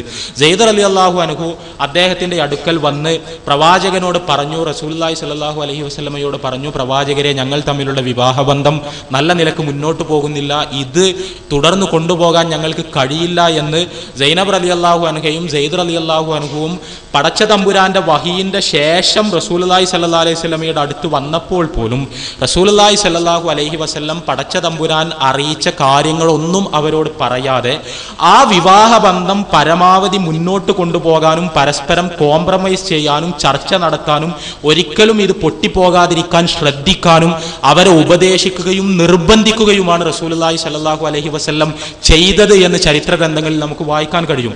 ഒരു നിലക്കും ഈ വിവാഹം വേർപിരിയരുത് എന്നായിരുന്നു റസൂലുള്ളാഹി സ്വല്ലല്ലാഹു അലൈഹി വസല്ലമയുടെ ആഗ്രഹം. എന്നാൽ റസൂലുള്ളാഹി സ്വല്ലല്ലാഹു അലൈഹി വസല്ലമയുടെ ആഗ്രഹത്തിന് വിരുദ്ധമായി, പ്രതീക്ഷയ്ക്ക് വിരുദ്ധമായി പടച്ച തമ്പുരാൻ അറിയിച്ചതനുസരിച്ച് ആ വിവാഹം അലസിപ്പിരിഞ്ഞു. ദൈവം തമ്പുരാന്റെ ദൂതൻ എന്ന നിലക്ക് റസൂലുള്ളാഹി സ്വല്ലല്ലാഹു അലൈഹി വസല്ലമക്ക് അവരെ ഏറ്റെടുക്കുകയല്ലാതെ മറ്റു നിർവാഹങ്ങളൊന്നും ഉണ്ടായിരുന്നില്ല. അതിന് അങ്ങനെ ഏറ്റെടുക്കാൻ റസൂലുള്ളാഹി സ്വല്ലല്ലാഹു അലൈഹി വസല്ലമക്ക് വലിയ പ്രയാസമുണ്ടായിരുന്നു. കാരണം അറബികൾ വളരെ മ്ലേച്ഛമായി പരിഗണിച്ചിരുന്ന ഒരു കാര്യമാണ് ദത്തുപുത്രന്റെ ഭാര്യയെ വിവാഹം ചെയ്യുക എന്നത്. പക്ഷേ എന്താണ് നന്മ എന്നും എന്താണ് തിന്മ എന്നും പഠിപ്പിക്കേണ്ടത്, തീരുമാനിക്കേണ്ടത് അറബികളെല്ലാം, അവരുടെ നാട്ടാചാരങ്ങളെല്ലാം, മറിച്ച് പടച്ച തമ്പുരാനാണ്. പടച്ച തമ്പുരാന്റെ വഹീന്റെ അടിസ്ഥാനത്തിൽ റസൂലുള്ളാഹി സ്വല്ലല്ലാഹു അലൈഹി വസല്ലം പഠിപ്പിക്കപ്പെട്ടു. അല്ല, ആര് എങ്ങനെയൊക്കെ പറഞ്ഞാലും ദത്തുപുത്രന്മാർ പുത്രന്മാരല്ല. ദത്തുപുത്രന്മാരുടെ ഭാര്യയെ വിവാഹം കഴിക്കുന്നത്, ദത്തുപുത്രന്മാരുടെ ഭാര്യയെ സ്വന്തം ഇണയായി സ്വീകരിക്കുന്നത് സ്വന്തം പുത്രന്റെ ഭാര്യയെ വിവാഹം കഴിക്കുന്നത് പോലെയല്ല. ആ തത്വം പ്രായോഗികമായി നിങ്ങൾ ലോകത്തിന് കാണിച്ചു കൊടുത്തേ പറ്റൂ എന്ന പടച്ച തമ്പുരാന്റെ നിർദ്ദേശത്തിന്റെ അടിസ്ഥാനത്തിൽ റസൂലുള്ളാഹി സ്വല്ലല്ലാഹു അലൈഹി വസല്ലം ആ വിവാഹത്തിന് മുതിർന്നു. ഇത് റസൂലുള്ളാഹി സ്വല്ലല്ലാഹു അലൈഹി വസല്ലമക്ക് സൈനബ് റളിയല്ലാഹു അൻഹയെ കല്യാണം കഴിക്കാനുള്ള താല്പര്യം കൊണ്ട് അദ്ദേഹം സെയ്ദ് റളിയല്ലാഹു അൻഹുവിനെ കൊണ്ട് വിവാഹമോചനം ചെയ്യിച്ചിട്ടാണ് ഈ കല്യാണം നടത്തിയത് എന്നുപോലും എഴുതിയ ആളുകൾ ലോകത്തുണ്ട്. അവരോട് നമുക്ക് ചോദിക്കാനുള്ളത്, റസൂലുള്ളാഹി സ്വല്ലല്ലാഹു അലൈഹി വസല്ലമയുടെ സ്വന്തം അമ്മായിയുടെ പുത്രിയാണ് സൈനബ് റളിയല്ലാഹു അൻഹ. റസൂലുള്ളാഹി സ്വല്ലല്ലാഹു അലൈഹി വസല്ലം ചെറുപ്പം മുതലേ കാണുന്ന സ്ത്രീയാണ് അവർ. റസൂലുള്ളാഹി സ്വല്ലല്ലാഹു അലൈഹി വസല്ലമക്ക് കല്യാണം കഴിക്കണമെങ്കിൽ എന്നോ അവരെ വിവാഹം കഴിക്കാമായിരുന്നു. അവരെ മറ്റൊരാൾക്ക് കെട്ടിച്ചു കൊടുക്കാൻ റസൂലുള്ളാഹി സ്വല്ലല്ലാഹു അലൈഹി വസല്ലം സന്നദ്ധമാകേണ്ട കാര്യമില്ലായിരുന്നു. ആ വിവാഹബന്ധം വേർപിരിയുമെന്ന് ഉറപ്പായ ഘട്ടത്തിൽ പോലും അതിനെ പരസ്പരം ബന്ധപ്പെടുത്തി ഒരിക്കലും വേർപിരിയരുത് എന്ന് ഉപദേശിക്കാൻ റസൂലുള്ളാഹി സ്വല്ലല്ലാഹു അലൈഹി വസല്ലം സന്നദ്ധമാകില്ല. റസൂലുള്ളാഹി സ്വല്ലല്ലാഹു അലൈഹി വസല്ലം താല്പര്യപ്പെടുകയോ ആഗ്രഹിക്കുകയോ ചെയ്തൊരു വിവാഹമല്ല അത്. മറിച്ച് ഇസ്ലാമിന്റെ ഒരു നിയമം പ്രായോഗികമായി കാണിച്ചു കൊടുക്കാൻ പടച്ച തമ്പുരാന്റെ നിർദ്ദേശം അനുസരിച്ച് റസൂലുള്ളാഹി സ്വല്ലല്ലാഹു അലൈഹി വസല്ലമക്ക് ചെയ്യേണ്ടി വന്നൊരു കാര്യമാണിത്. ഞാൻ മനസ്സിലാക്കുന്നിടത്തോളം റസൂലുള്ളാഹി സ്വല്ലല്ലാഹു അലൈഹി വസല്ലമയുടെ ജീവിതത്തിലെ ഏറ്റവും വലിയ ത്യാഗങ്ങളിലൊന്നായിരുന്നു ഈ വിവാഹം. കാരണം ആദർശത്തിനു വേണ്ടി സമ്പത്ത് ത്യാഗം ചെയ്തവരെ നമുക്കറിയാം, ആദർശത്തിനു വേണ്ടി അധികാരം ത്യജിച്ചവരെ നമുക്കറിയാം, ആദർശത്തിനു വേണ്ടി സ്വന്തം ശരീരത്തെ ത്യജിച്ചവരെ പോലും നമുക്കറിയാം. എന്നാൽ ആദർശത്തിനു വേണ്ടി ആത്മാഭിമാനം പണയപ്പെടുത്താൻ സന്നദ്ധമായ, ആദർശത്തിനു വേണ്ടി അഭിമാനം പോലും പണയപ്പെടുത്താൻ സന്നദ്ധമായ, അഭിമാനം, സ്വന്തം അഭിമാനത്തിന് കളങ്കമേൽപ്പിച്ചുകൊണ്ടുപോലും അറബികൾ മുഴുവൻ മോശമായി കരുതിയിരുന്ന ഒരു പ്രവൃത്തി പോലും പടച്ച തമ്പുരാന്റെ തൃപ്തിയെ ഉദ്ദേശിച്ചുകൊണ്ട് മാത്രം ചെയ്ത് ലോകത്തിന് മാതൃകയായി മഹാത്യാഗമാണ് യഥാർത്ഥത്തിൽ റസൂലുള്ളാഹി സ്വല്ലല്ലാഹു അലൈഹി വസല്ലം ഈ വിവാഹത്തിലൂടെ കാണിച്ചത് എന്നതാണ് വസ്തുത. ആ വസ്തുതയെ അങ്ങനെ തന്നെ മനസ്സിലാക്കാൻ നമ്മൾ ശ്രദ്ധിക്കുക. അതല്ലാതെ വിമർശകർ ആരോപിക്കുന്നത് പോലെ എല്ലാ കാര്യങ്ങൾ എന്നാണ് ആഷിഖിനോട് സൂചിപ്പിക്കാനുള്ളത്. അസ്സലാമു അലൈക്കും. എൻ്റെ പേര് ഹുസൈൻ. പൊതുവായിട്ടൊരു ചോദ്യമാണ്. ഇപ്പോൾ നമുക്കെന്നെ അറിയാം, ഒസാമ ബിൻ ലാദനെ വധിച്ചപ്പോഴേക്കും ആഗോളാടിസ്ഥാനത്തിൽ ഒരു പ്രഖ്യാപനം ഉണ്ടായി. അമേരിക്കക്കെതിരെ ഞങ്ങൾ ജിഹാദ് പ്രഖ്യാപിച്ചിരിക്കുന്നു. ഇങ്ങനെ ഒരു ജിഹാദ് പ്രഖ്യാപിച്ച മുഹമ്മദ് നബി സല്ലല്ലാഹു അലൈഹി വസല്ലം എങ്ങനെ മാനവരിൽ മഹോന്നതൻ എന്ന് പറയാം? പൊതുവായിട്ടൊരു ചോദ്യമാണ്. ജിഹാദ് പ്രഖ്യാപിച്ച മുഹമ്മദ് നബി സല്ലല്ലാഹു അലൈഹി വസല്ലമയെ എങ്ങനെ മാനവരിൽ മഹോന്നതൻ എന്ന് വിശേഷിപ്പിക്കും? ഉസാമ ബിൻ ലാദൻ കൊല്ലപ്പെട്ട സന്ദർഭത്തിൽ അമേരിക്കക്കെതിരെ ജിഹാദിൻ്റെ ആഹ്വാനമുണ്ടായി എന്നും ഇത്തരത്തിൽ പലപ്പോഴും ഉയർന്നു കേൾക്കുന്ന ജിഹാദിനുള്ള ആഹ്വാനങ്ങൾ ലോകത്തെ പഠിപ്പിച്ച മുഹമ്മദ് നബി എങ്ങനെയാണ് അദ്ദേഹം മാനവരിൽ മഹോന്നതനാവുക എന്നുമാണ് സുഹൃത്തുവിടെ ഉന്നയിച്ചിട്ടുള്ള ചോദ്യം.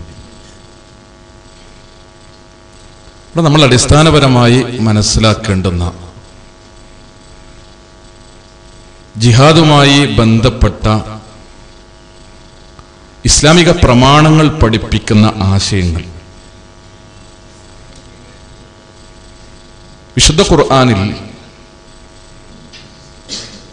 ഇസ്ലാമിക സമൂഹത്തോട് നിയമങ്ങളും നിർദ്ദേശങ്ങളും പഠിപ്പിക്കുന്ന കൂട്ടത്തിൽ വളരെ കർക്കശമായാണ്, കർശന സ്വരത്തിലാണ് ജിഹാദ് ചെയ്യാനുള്ള ആഹ്വാനത്തെ ഖുർആനിൽ നമുക്ക് കാണാൻ കഴിയുക. വിശുദ്ധ ഖുർആനിൽ 25-ാം അധ്യായം സൂറത്ത് ഫുർഖാനിലെ 52-ാമത്തെ വചനം,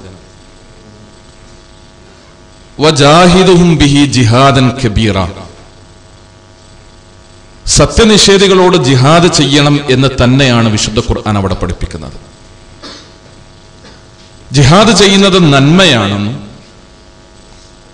ജിഹാദ് ചെയ്യുന്നത് പുണ്യമാണെന്നും ജിഹാദ് എന്ന് പറയുന്നത് സൽപ്രവർത്തനമാണെന്നും ജിഹാദ് സുഹൃതമാണെന്നും വിശുദ്ധ ഖുർആനും മുഹമ്മദ് നബിയും ലോകത്തെ പഠിപ്പിച്ചിട്ടുണ്ട്.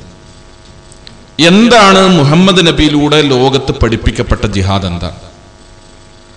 മുഹമ്മദ് നബി സല്ലല്ലാഹു അലൈഹി വസല്ലം ലോകത്തോട് തന്റെ അനുയായികളോട് ആഹ്വാനം ചെയ്ത ജിഹാദ് എന്താണ്? ഇസ്ലാമിക പ്രമാണങ്ങൾ ജിഹാദ് എന്ന നിലക്ക് ലോകത്തെ പഠിപ്പിക്കുന്നത് എന്താ? ജിഹാദ് എന്ന പദത്തിന്റെ അർത്ഥം ത്യാഗപരിശ്രമം എന്നാണ്. ഒരു കാര്യത്തിന് വേണ്ടി ഒരു വ്യക്തി നടത്തുന്ന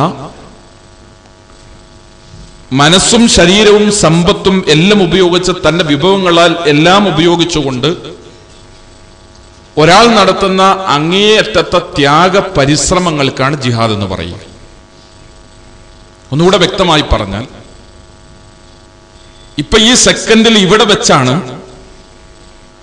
അഷ്ഹദു അല്ലാ ഇലാഹ ഇല്ലല്ലാഹ് വ അഷ്ഹദു അന്ന മുഹമ്മദൻ റസൂലുള്ളാഹ് എന്ന സാക്ഷ്യവചനങ്ങൾ ഉച്ചരിച്ചുകൊണ്ട് ഒരാൾ ഇസ്ലാം സ്വീകരിക്കുന്നതെങ്കിൽ ഇസ്ലാം പറയുക ഈ സെക്കൻഡ് മുതൽ അയാൾ ജിഹാദ് ചെയ്യണം എന്നാണ്. നമ്മൾ ഇവിടെ നിന്ന് ഇറങ്ങിപ്പോകുമ്പോൾ നമ്മളുടെ കൂട്ടത്തിൽ ഇവിടെ വെച്ച് ഇസ്ലാം സ്വീകരിച്ച ആ വ്യക്തി അദ്ദേഹം വിദേശ മദ്യഷോപ്പിന്റെ മുമ്പിലൂടെ ഞാൻ നടന്നു പോകുന്ന സമയത്ത് അദ്ദേഹത്തിന്റെ കണ്ണുകൾ അവിടേക്ക് ആകർഷിക്കപ്പെടുന്നു, അദ്ദേഹത്തിന്റെ കൈകാലുകൾ അവിടേക്ക് പിടിച്ചു വലിക്കപ്പെടുന്നു, അദ്ദേഹത്തിന്റെ മനസ്സ് അവിടേക്ക് ആകർഷിക്കപ്പെടുന്നു. കഴിഞ്ഞ ഏതാനും മിനിറ്റുകൾ മുമ്പ് വരെ അവിടേക്ക് കയറി ചെല്ലുന്നതിൽ, തന്റെ പണം കൊടുത്തുകൊണ്ട് അവിടെ നിന്ന് വാങ്ങുന്നതിൽ, ഏത് ലഹരി പാനീയങ്ങളും വാങ്ങി ഉപയോഗിക്കുന്നതിൽ, കുടിക്കുന്നതിൽ അദ്ദേഹത്തെ സംബന്ധിച്ചിടത്തോളം ഒരു തെറ്റുമില്ലായിരുന്നു. പക്ഷെ അദ്ദേഹം ഇപ്പൊ മുസ്ലിമാണ്. അങ്ങനെ ഒരു തെറ്റിലേക്ക് ആകർഷിക്കപ്പെടുന്ന സമയത്ത് ആ തെറ്റിന് അദ്ദേഹം സന്നദ്ധനായിക്കൂടാ. അവിടെ തെറ്റിനോട് ചായ്വ് കാണിക്കുന്ന തന്റെ മനസ്സിനോട് അയാൾ പോരാട്ടം നടത്തേണ്ടതുണ്ട്. ആ പോരാട്ടത്തിന് ഇസ്ലാമിന്റെ സാങ്കേതിക ഭാഷയിൽ ജിഹാദ് എന്ന് പറയും. സ്വന്തം മനസ്സ് തെറ്റിലേക്ക് ആകർഷിക്കപ്പെടുമ്പോൾ അരുതെന്ന് പറഞ്ഞുകൊണ്ട് അതിൽ നിന്ന് പിന്മാറാൻ സ്വന്തം ശരീരത്തെയും ശരീരത്തിന്റെ അവയവങ്ങളെയും നിയന്ത്രിക്കുന്നതിനു വേണ്ടി തന്റെ മനസ്സിനോട് പോരാട്ടം നടത്തുന്നത് ഇസ്ലാമിന്റെ സാങ്കേതിക ഭാഷയിൽ ജിഹാദാണ്. ഇസ്ലാമിനെ വിമർശിച്ചുകൊണ്ട്, നേരത്തെ അവിടെ പറഞ്ഞ രൂപത്തിൽ ഇസ്ലാമിനെ വിമർശിച്ചുകൊണ്ട് ഒരുപാട് ലേഖനങ്ങളും പുസ്തകങ്ങളും പ്രത്യക്ഷപ്പെടുന്നു. എന്താണ് അതിനുള്ള വസ്തുതകളെന്നും യാഥാർത്ഥ്യങ്ങളെന്നും വിശദീകരിച്ചുകൊണ്ട് കൃത്യമായി അതിന് വിശദീകരണം നൽകുമ്പോൾ, മറുപടി നൽകുമ്പോൾ അത് പേന കൊണ്ടോ നാവ് കൊണ്ടോ ഉള്ള ജിഹാദാണ് എന്ന് ഇസ്ലാമിക സാങ്കേതിക ശബ്ദം, ഇസ്ലാമിക പ്രമാണങ്ങൾ നമ്മളെ പഠിപ്പിക്കും. ഒരു വ്യക്തിയെ സംബന്ധിച്ചിടത്തോളം, ഒരു മുസ്ലിമിനെ സംബന്ധിച്ചിടത്തോളം ദൈവികമായ മാർഗത്തിൽ പണം ചെലവഴിക്കേണ്ടി വരുന്ന ഒരു സന്ദർഭം അയാളുടെ മുന്നിൽ വരുമ്പോൾ താൻ അധ്വാനിച്ച് കഷ്ടപ്പെട്ടുണ്ടാക്കിയ തന്റെ സമ്പാദ്യത്തിന്റെ ഒരു വിഹിതമെടുത്ത് ദൈവിക മാർഗത്തിൽ ചെലവഴിക്കുന്നതിനു വേണ്ടി ഒരാൾ സന്നദ്ധമാകുമ്പോൾ ഇസ്ലാം പറയും അയാളുടെ സമ്പത്ത് കൊണ്ട് ജിഹാദ് ചെയ്തുവെന്ന്. ഇവിടെ ജിഹാദ് എന്ന് പറയുന്നത് ഒരു വ്യക്തിക്ക് തന്റെ മനസ്സിനോട് ചെയ്യാം, തന്റെ നാവ് കൊണ്ട് ചെയ്യാം, തന്റെ പേന കൊണ്ടാവാം, തന്റെ സമ്പത്ത് കൊണ്ടാകാം, തന്റെ ശരീരം കൊണ്ടാകാം, ആയുധം കൊണ്ടും ജിഹാദാവാം എന്നാണ് ഇസ്ലാമിക പ്രമാണങ്ങൾ പഠിപ്പിക്കുക. പക്ഷേ ഓരോന്നിനും കൃത്യമായി ഓരോ സന്ദർഭങ്ങളുണ്ട്. ജിഹാദ് എന്ന നിലക്ക് നമ്മൾ മലയാള നിഘണ്ടു എടുത്ത് പരിശോധിച്ച് നോക്കിയാൽ, ഇംഗ്ലീഷ് ഡിക്ഷണറികൾ എടുത്ത് പരിശോധിച്ച് നോക്കിയാൽ നമുക്ക് കാണാൻ കഴിയുക വിശുദ്ധ യുദ്ധമെന്നാണ്. സത്യത്തിൽ ജിഹാദ് എന്ന പദത്തിന് വിശുദ്ധ യുദ്ധം എന്നർത്ഥമില്ല. ജിഹാദ് എന്നതുകൊണ്ട് ഉദ്ദേശിക്കുന്നത് ഞാൻ നേരത്തെ പറഞ്ഞ രൂപത്തിലുള്ള ആശയങ്ങളാണ്. എന്നാൽ യുദ്ധത്തിന്റെ സന്ദർഭത്തിലും ആകാം. ജിഹാദ് എന്ന് പറയുന്നത് ആയുധമെടുത്തുകൊണ്ടുമാകാം. തീർച്ചയായും വിശുദ്ധ ഖുർആനിൽ 25-ാം അധ്യായം സൂറത്ത് ഫുർഖാനിലെ 52-ാമത്തെ വചനത്തിലൂടെ സത്യനിഷേധികളോട് ജിഹാദ് ചെയ്യണം എന്ന് ഖുർആൻ ആഹ്വാനം ചെയ്യണം. വജാഹിദുഹും ബിഹി ജിഹാദൻ കബീറ, ഏറ്റവും വലിയ ജിഹാദ് സത്യനിഷേധികളോട് ചെയ്യണം എന്ന് ഖുർആൻ ആവശ്യപ്പെടുമ്പോൾ വിശുദ്ധ ഖുർആൻ പറയുന്നത് അങ്ങനെ ജിഹാദിനൊരുങ്ങുന്ന മുസ്ലിമിന്റെ കയ്യിൽ ആയുധമുണ്ടാകണം. നിഷേധിയോട് ഏറ്റവും വലിയ ജിഹാദിന് തയ്യാറെടുക്കുന്ന മുസ്ലിമിന്റെ കയ്യിൽ ആയുധം ഉണ്ടാകണം. ആ ആയുധം എന്താണ്? ഖുർആൻ പറയുന്നു, വിശുദ്ധ ഖുർആൻ എന്ന് പറയുന്ന ആയുധം. ഈ ലോകത്ത് നിലനിൽക്കുന്ന അസത്യത്തിന്റെ എല്ലാ ആശയങ്ങളോടും, അധർമ്മത്തിന്റെ എല്ലാ ആദർശങ്ങളോടും, അനീതിയുടെ എല്ലാ ആളുകളോടും ഒരു സത്യവിശ്വാസിയെ സംബന്ധിച്ചിടത്തോളം വേദഗ്രന്ഥത്തിന്റെ കാതലായ പ്രമാണങ്ങളുടെ വെളിച്ചത്തിൽ ഭൂമികയിൽ നിന്നുകൊണ്ട് പോരാട്ടം നടത്തുക എന്നത് മുസ്ലിമിന്റെ ബാധ്യതയാണ്, ഉത്തരവാദിത്തമാണ്, കർത്തവ്യമാണ്. ആ ഉത്തരവാദിത്തം നിർവഹിക്കാനാണ് വിശുദ്ധ ഖുർആൻ അവിടെ ആവശ്യപ്പെടുന്നത്. അതിന് ഖുർആൻ പ്രയോഗിച്ച പദം ജിഹാദ് എന്ന പദമാണ്. വിശുദ്ധ ഖുർആൻ കൊണ്ട് ജിഹാദ് ചെയ്യണമെന്ന് പറയുമ്പോൾ അത് നമുക്ക് ആർക്കും ചിന്തിക്കാവുന്ന ഒരു വസ്തുതയാണ്. വിശുദ്ധ ഖുർആൻ എന്ന് പറയുന്നത് വാളല്ല, ബോംബല്ല. ഖുർആനിന്റെ ആയത്തുകൾക്കകത്ത്, വചനങ്ങൾക്കകത്ത്, ഏടുകൾക്കകത്ത് RDX ഇല്ല. കലാപത്തിന്, സംഘർഷത്തിന്, ആളെ കൊല്ലുന്നതിന്, സമൂഹത്തിന്റെ സമാധാനം നശിപ്പിക്കുന്നതിന് കാരണമായി തീരുന്നൊന്നുമില്ല. ഏറ്റവും വലിയ ജിഹാദ് ചെയ്യുമ്പോ മുസ്ലിമിന്റെ കയ്യിലുണ്ടാകണം എന്ന് പറഞ്ഞുകൊണ്ട് ഖുർആൻ മുസ്ലിമിന്റെ കയ്യിൽ ഏൽപ്പിക്കുന്ന ആയുധം വിശുദ്ധ ഖുർആൻ ആണെങ്കിൽ എന്താണ് ഇസ്ലാം പഠിപ്പിക്കുന്ന ജിഹാദ് എന്ന് നാം കൃത്യമായി മനസ്സിലാക്കേണ്ടതുണ്ട്. ഇവിടെ ജിഹാദിന്റെ വിളികൾ എന്ന് പറഞ്ഞുകൊണ്ട് പ്രത്യക്ഷപ്പെടുന്ന ആൾക്കൂട്ടങ്ങളും അവരുടെ ജിഹാദിനു വേണ്ടിയുള്ള ആഹ്വാനങ്ങളും ഏതൊരു പശ്ചാത്തലത്തിൽ നിന്നുകൊണ്ടാണ് അത് നാം മനസ്സിലാക്കണം. നേരത്തെ ഒരു ചോദ്യത്തിന് വിശദീകരണം നൽകുന്ന കൂട്ടത്തിൽ ഇവിടെ പറഞ്ഞു, എന്തെങ്കിലുമൊക്കെ പ്രശ്നങ്ങൾ ഉണ്ടാകുമ്പോൾ പ്രശ്നങ്ങളെയും പ്രതിസന്ധികളെയും പ്രയാസങ്ങളെയും നേരിടുന്ന ആളുകൾക്ക് ആരാണോ തങ്ങളെ പീഡിപ്പിക്കുന്നത്, ആരാണോ തങ്ങളെ മർദ്ദിക്കുന്നത്, ആരാണോ തങ്ങളുടെ ശത്രുവായി നിലനിൽക്കുന്നത്, അവർക്കെതിരെ സായുധമായൊരു പോരാട്ടം നടത്തുന്നതിനുള്ള ആഹ്വാനമല്ല ജിഹാദ് കൊണ്ട് ഇസ്ലാം അർത്ഥമാക്കിയിട്ടുള്ളത്. ഈ ലോകത്ത് ജീവിക്കുന്ന ഏതൊരു മുസ്ലിമും ജിഹാദ് ചെയ്യണം എന്ന് പറയുമ്പോൾ അവിടെ ഈ എല്ലാ അർത്ഥത്തിലുമുള്ള മനസ്സുകൊണ്ടാണെങ്കിലും, നാവ് കൊണ്ടാണെങ്കിലും, ശരീരം കൊണ്ടാണെങ്കിലും, സമ്പത്ത് കൊണ്ടാണെങ്കിലും, പേന കൊണ്ടാണെങ്കിലും, സമയം കൊണ്ടാണെങ്കിലും തനിക്ക് നൽകപ്പെട്ട ഏതു വിഭവങ്ങളെ കൊണ്ടും ജിഹാദ് ചെയ്യാൻ ഒരു മുസ്ലിം ബാധ്യസ്ഥനാണ്, കടമപ്പെട്ടവനാണ്, കർത്തവ്യമുള്ളവനാണ്. എന്നാൽ മുസ്ലിമിന് എന്തെങ്കിലും ഒരു പ്രശ്നമുണ്ടാകുമ്പോൾ, മുസ്ലിങ്ങൾക്ക് ഏതെങ്കിലും രൂപത്തിലുള്ള പ്രതിസന്ധികൾ ഉണ്ടാകുമ്പോൾ അവിടെ മുസ്ലിങ്ങൾക്ക് ആയുധമെടുത്തുകൂടെ ജിഹാദില്ലേ എന്ന് നമുക്ക് ചോദിക്കാം. ഇസ്ലാം അവിടെ പ്രയോഗിച്ച പദം, യുദ്ധത്തിന് വിശുദ്ധ ഖുർആൻ പ്രയോഗിക്കുന്ന പദം ജിഹാദ് എന്നല്ല, ഖിതാലി എന്നാണ്. യുദ്ധത്തിന് സമാനമായി കൃത്യമായി ഇസ്ലാമിക പ്രമാണങ്ങൾ വിശുദ്ധ ഖുർആൻ പ്രയോഗിക്കുന്ന പദം ജിഹാദ് അല്ല, ഖിതാലാണ്. ഖിതാല് അതാരാകണം, ആരോടാകണം, എങ്ങനെയാകണം, എപ്പോഴാകണം, ഇതെല്ലാം കൃത്യമായി നിർണയിക്കപ്പെട്ടിട്ടുണ്ട്. ഇവിടെ ഒരു മുസ്ലിമിനെ സംബന്ധിച്ചിടത്തോളം നടന്നു പോകുമ്പോൾ ഏത് രൂപത്തിൽ നടക്കണം, മുഹമ്മദ് നബി സല്ലല്ലാഹു അലൈഹി വസല്ലമയുടെ ചര്യയിൽ അതിന് കൃത്യമായ തെളിവുകളുണ്ട്. ഒരു മുസ്ലിം മുടി ചീകുമ്പോൾ തന്റെ തലയുടെ വലതു ഭാഗത്തു കൊണ്ടാകണം. കാരണം മുഹമ്മദ് റസൂലുള്ളാഹി സ്വല്ലല്ലാഹു അലൈഹി വസല്ലം എങ്ങനെയാണ് മുടി ചീകേണ്ടത് എന്ന് പഠിപ്പിച്ചിട്ടുണ്ട്. ഒരു മുസ്ലിം ടോയ്ലറ്റിലേക്ക് കയറുമ്പോൾ ഇടതു കാല് വെച്ച് കയറുകയും പുറത്തു വരുമ്പോൾ വലതു കാല് വെച്ച് പുറത്തിറങ്ങുകയും ചെയ്യണം. കാരണം 1400 കൊല്ലം മുമ്പ് ഒന്ന് മൂത്രമൊഴിക്കുന്നതിന് വേണ്ടി കയറുന്നയാൾ എങ്ങനെയാകണം, പുറത്തു വരുന്ന ആൾ എങ്ങനെയാകണം, മുഹമ്മദ് നബി സല്ലല്ലാഹു അലൈഹി വസല്ലം പഠിപ്പിച്ചിട്ടുണ്ട്. ഇവിടെ ജീവിതത്തിന്റെ ചെറുതും വലുതുമായ ഏത് രംഗങ്ങളിലേക്കും ഒരു രാഷ്ട്രത്തിന്റെ ഭരണാധികാരിയായി ഒരു മുസ്ലിം മാറിയാൽ അയാൾ എങ്ങനെ ഭരണം നടത്തണം എന്നത് മുഹമ്മദ് നബി സല്ലല്ലാഹു അലൈഹി വസല്ലമയുടെ ചര്യയിലുണ്ട്.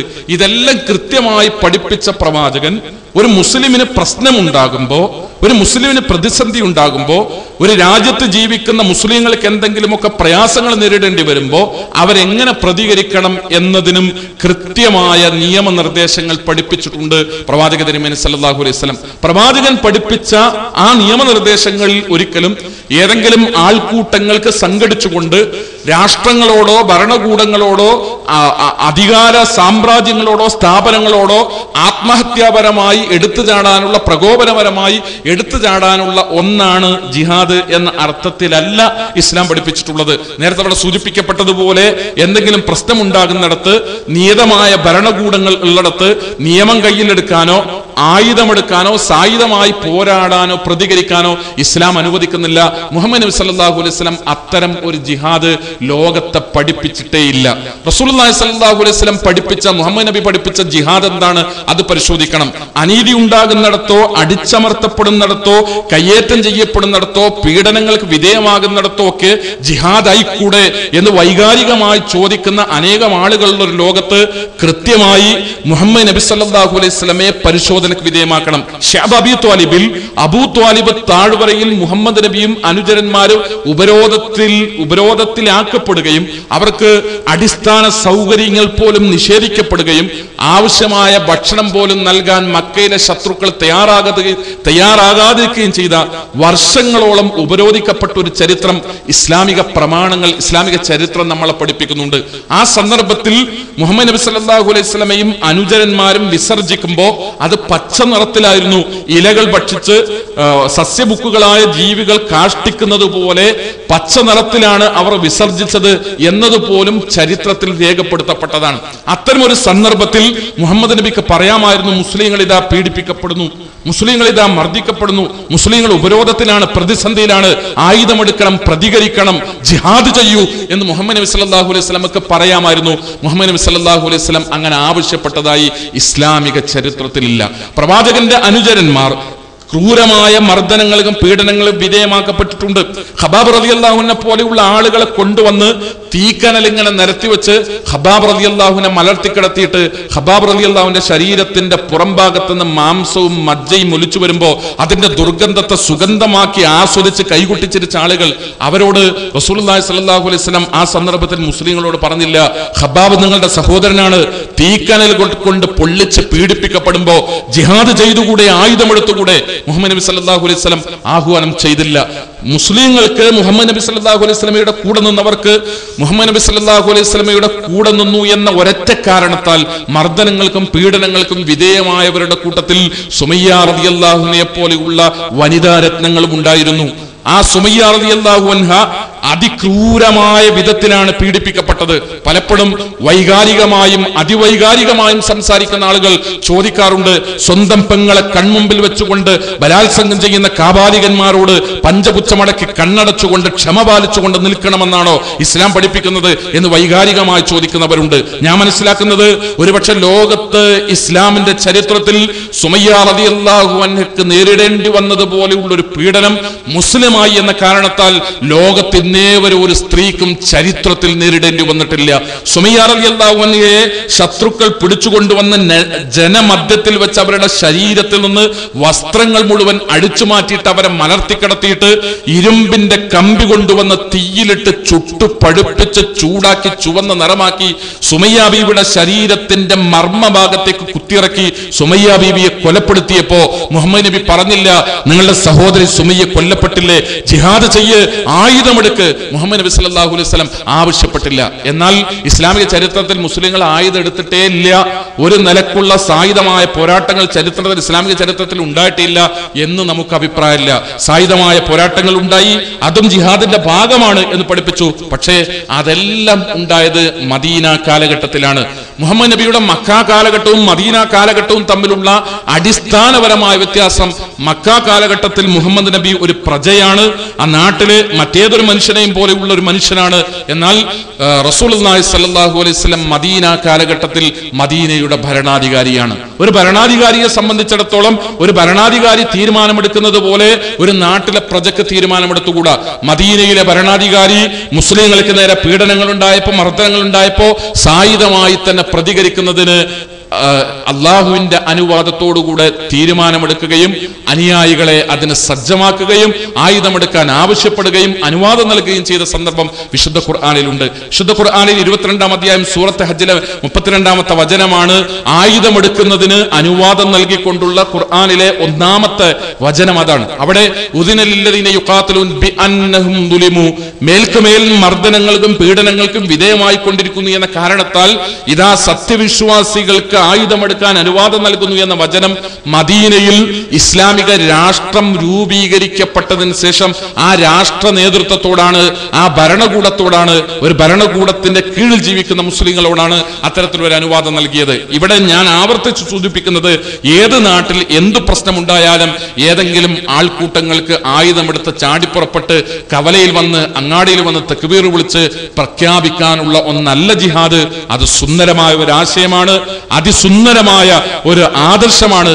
അത് മനുഷ്യർക്ക് സമാധാനത്തോടുകൂടെയും സന്തോഷത്തോടുകൂടെയും സ്വൈര ജീവിതം ശാന്തമായി ഈ ലോകത്ത് ജീവിക്കുന്നതിനു വേണ്ടിയും ജിഹാദ് എന്ന് പറയുന്നത് ആവശ്യമാണ്.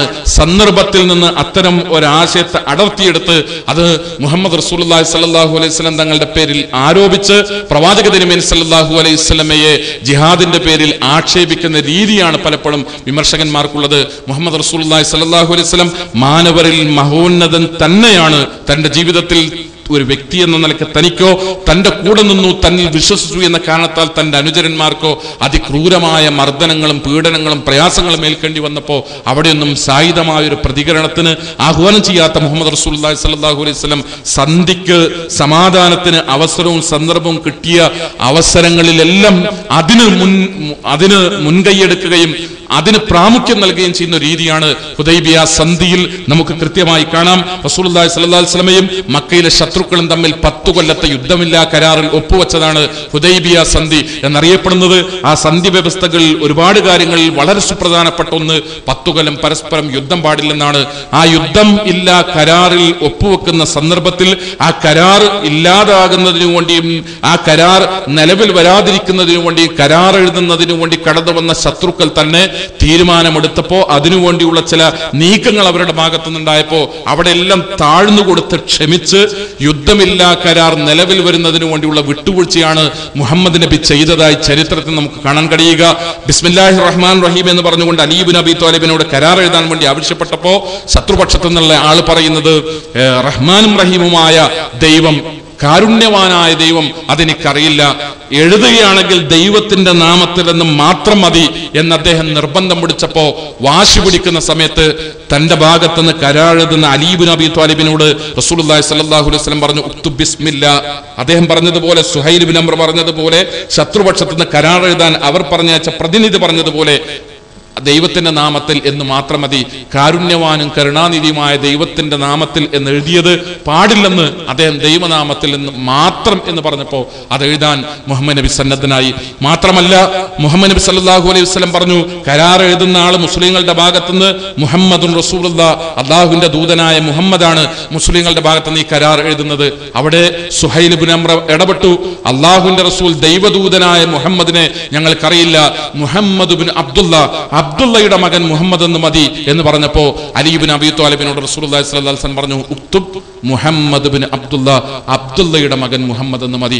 വിട്ടുവീഴ്ചക്ക് റസൂലുള്ളാഹി സ്വല്ലല്ലാഹു അലൈഹി വസല്ലം തയ്യാറാവുകയായിരുന്നു. ആ കരാറിൽ യുദ്ധമില്ല കരാർ എന്നതോടൊപ്പം തന്നെ അതിലുണ്ടായിരുന്ന വ്യവസ്ഥകളുടെ കൂട്ടത്തിൽ ഒന്ന്, മുസ്ലിങ്ങളുടെ ഭാഗത്തുനിന്ന് ആരെങ്കിലും ഇനി ഈ കരാറിൽ നിലവിൽ വന്നതിന് ശേഷം ശത്രുപക്ഷത്ത് പോയാൽ അവരെ സ്വീകരിക്കാമെന്നും ശത്രുക്കളുടെ കൂട്ടത്തിൽ നിന്ന് ആരെങ്കിലും ഇനി മുസ്ലിങ്ങളുടെ ഭാഗത്തേക്ക് വന്നാൽ അവരെ സ്വീകരിച്ചു കൂടാ എന്നുമുള്ള കരാറടക്കം ഹുദൈബിയ സന്ധി കരാറ് എഴുതി ഒപ്പുവെച്ച് മഷിയുണങ്ങുന്നതിന് മുമ്പ് കാലിൽ ചങ്ങലകളുമായി ചോരയൊലിപ്പിച്ചുകൊണ്ട് കരഞ്ഞുകൊണ്ട് കടന്നു വന്ന അബൂജന്ദർ റളിയല്ലാഹു അൻഹു, സുഹൈൽ ഇബ്നു അംർ എന്ന് പറയുന്ന ശത്രുപക്ഷത്ത് നിന്ന് കരാർ എഴുതാൻ വേണ്ടി കടന്നു വന്ന വ്യക്തിയുടെ മകനാണ് അദ്ദേഹം. അബൂജന്ദൽ മുസ്ലിമാണ്. അദ്ദേഹം മുസ്ലിങ്ങളോടൊപ്പം കൂടി മുസ്ലിമായി എന്ന കാരണത്താൽ സുഹൈൽ ഇബ്നു അംർ അദ്ദേഹത്തെ വീട്ടുതടങ്കലിലാക്കിയതാണ്. ചങ്ങലക്കെട്ട്, വീട്ടിൽ തന്റെ മകനെ ചങ്ങലക്കെട്ടാണ് കരാർ എഴുതുന്നതിന് വേണ്ടി അദ്ദേഹം വന്നത്.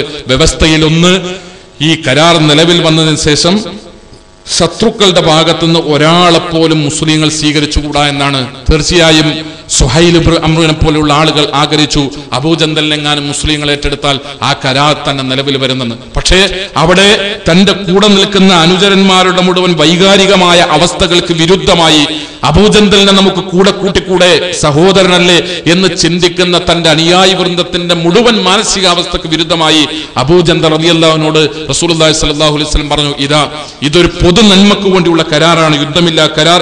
ഇത് നാം ഒപ്പുവെച്ച് ഈ കരാറിന്റെ വ്യവസ്ഥകൾ നിലവിൽ വന്നാൽ അത് ഈ സമൂഹത്തിന് മുഴുവൻ നന്മയാണ്.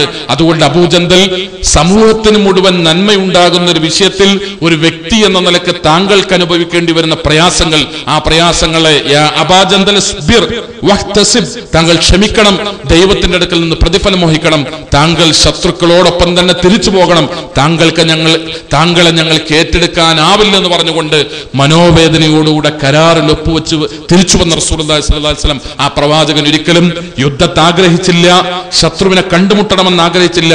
ജിഹാദിനു വേണ്ടി ഇത്തരത്തിൽ ഇന്ന് നടക്കുന്ന രൂപത്തിലുള്ള തെറ്റായ തരത്തിലുള്ള സായുധ പോരാട്ടങ്ങൾക്ക്, ആത്മഹത്യാ ഗ്രൂപ്പുകളുടെ ആത്മഹത്യകൾക്ക് വേണ്ടിയുള്ള ആഹ്വാനങ്ങൾക്ക് മുഹമ്മദ് നബി സല്ലല്ലാഹു അലൈഹി വസല്ലം ആഹ്വാനം നൽകിയിട്ടില്ല എന്നാണ് കൃത്യമായി നാം മനസ്സിലാക്കേണ്ടത് എന്ന് സൂചിപ്പിക്കുകയാണ്.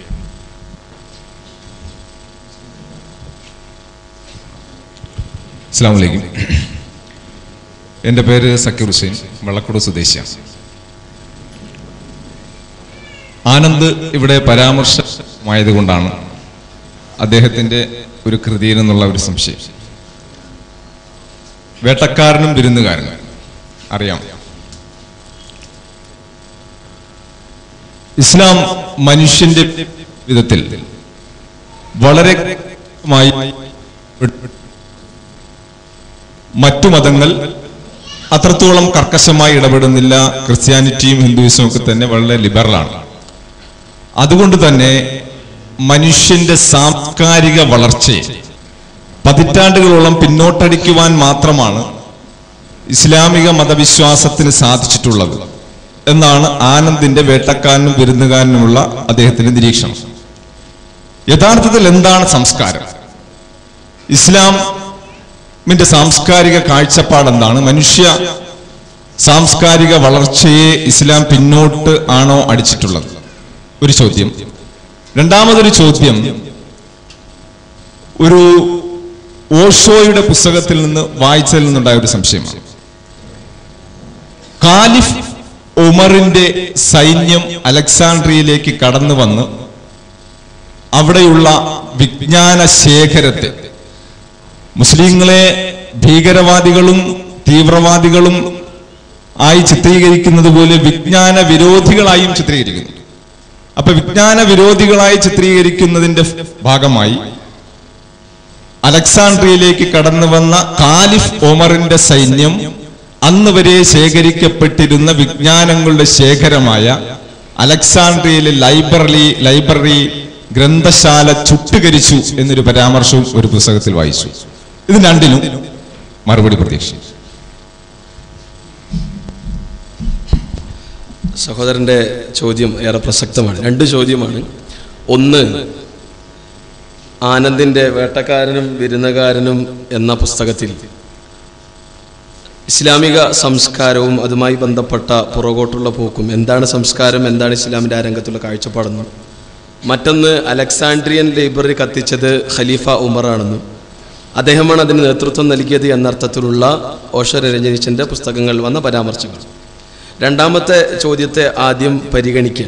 യഥാർത്ഥത്തിൽ ഈ ഒരു ആരോപണം നമ്മുടെ ഈ അടുത്ത കാലത്ത് തന്നെ പത്രമാധ്യമങ്ങളിൽ കേരളത്തിൽ പ്രത്യേകിച്ച് നമ്മളെല്ലാം വോട്ട് ചെയ്ത് വിജയിപ്പിച്ച ഒരു MLA തന്നെ ഇവിടെ നമ്മുടെ നിയമസഭാ മന്ദിരത്തിൽ വെച്ച് തന്നെ ഈ ഒരു വിഷയം മുന്നോട്ട് വച്ചിരുന്നു.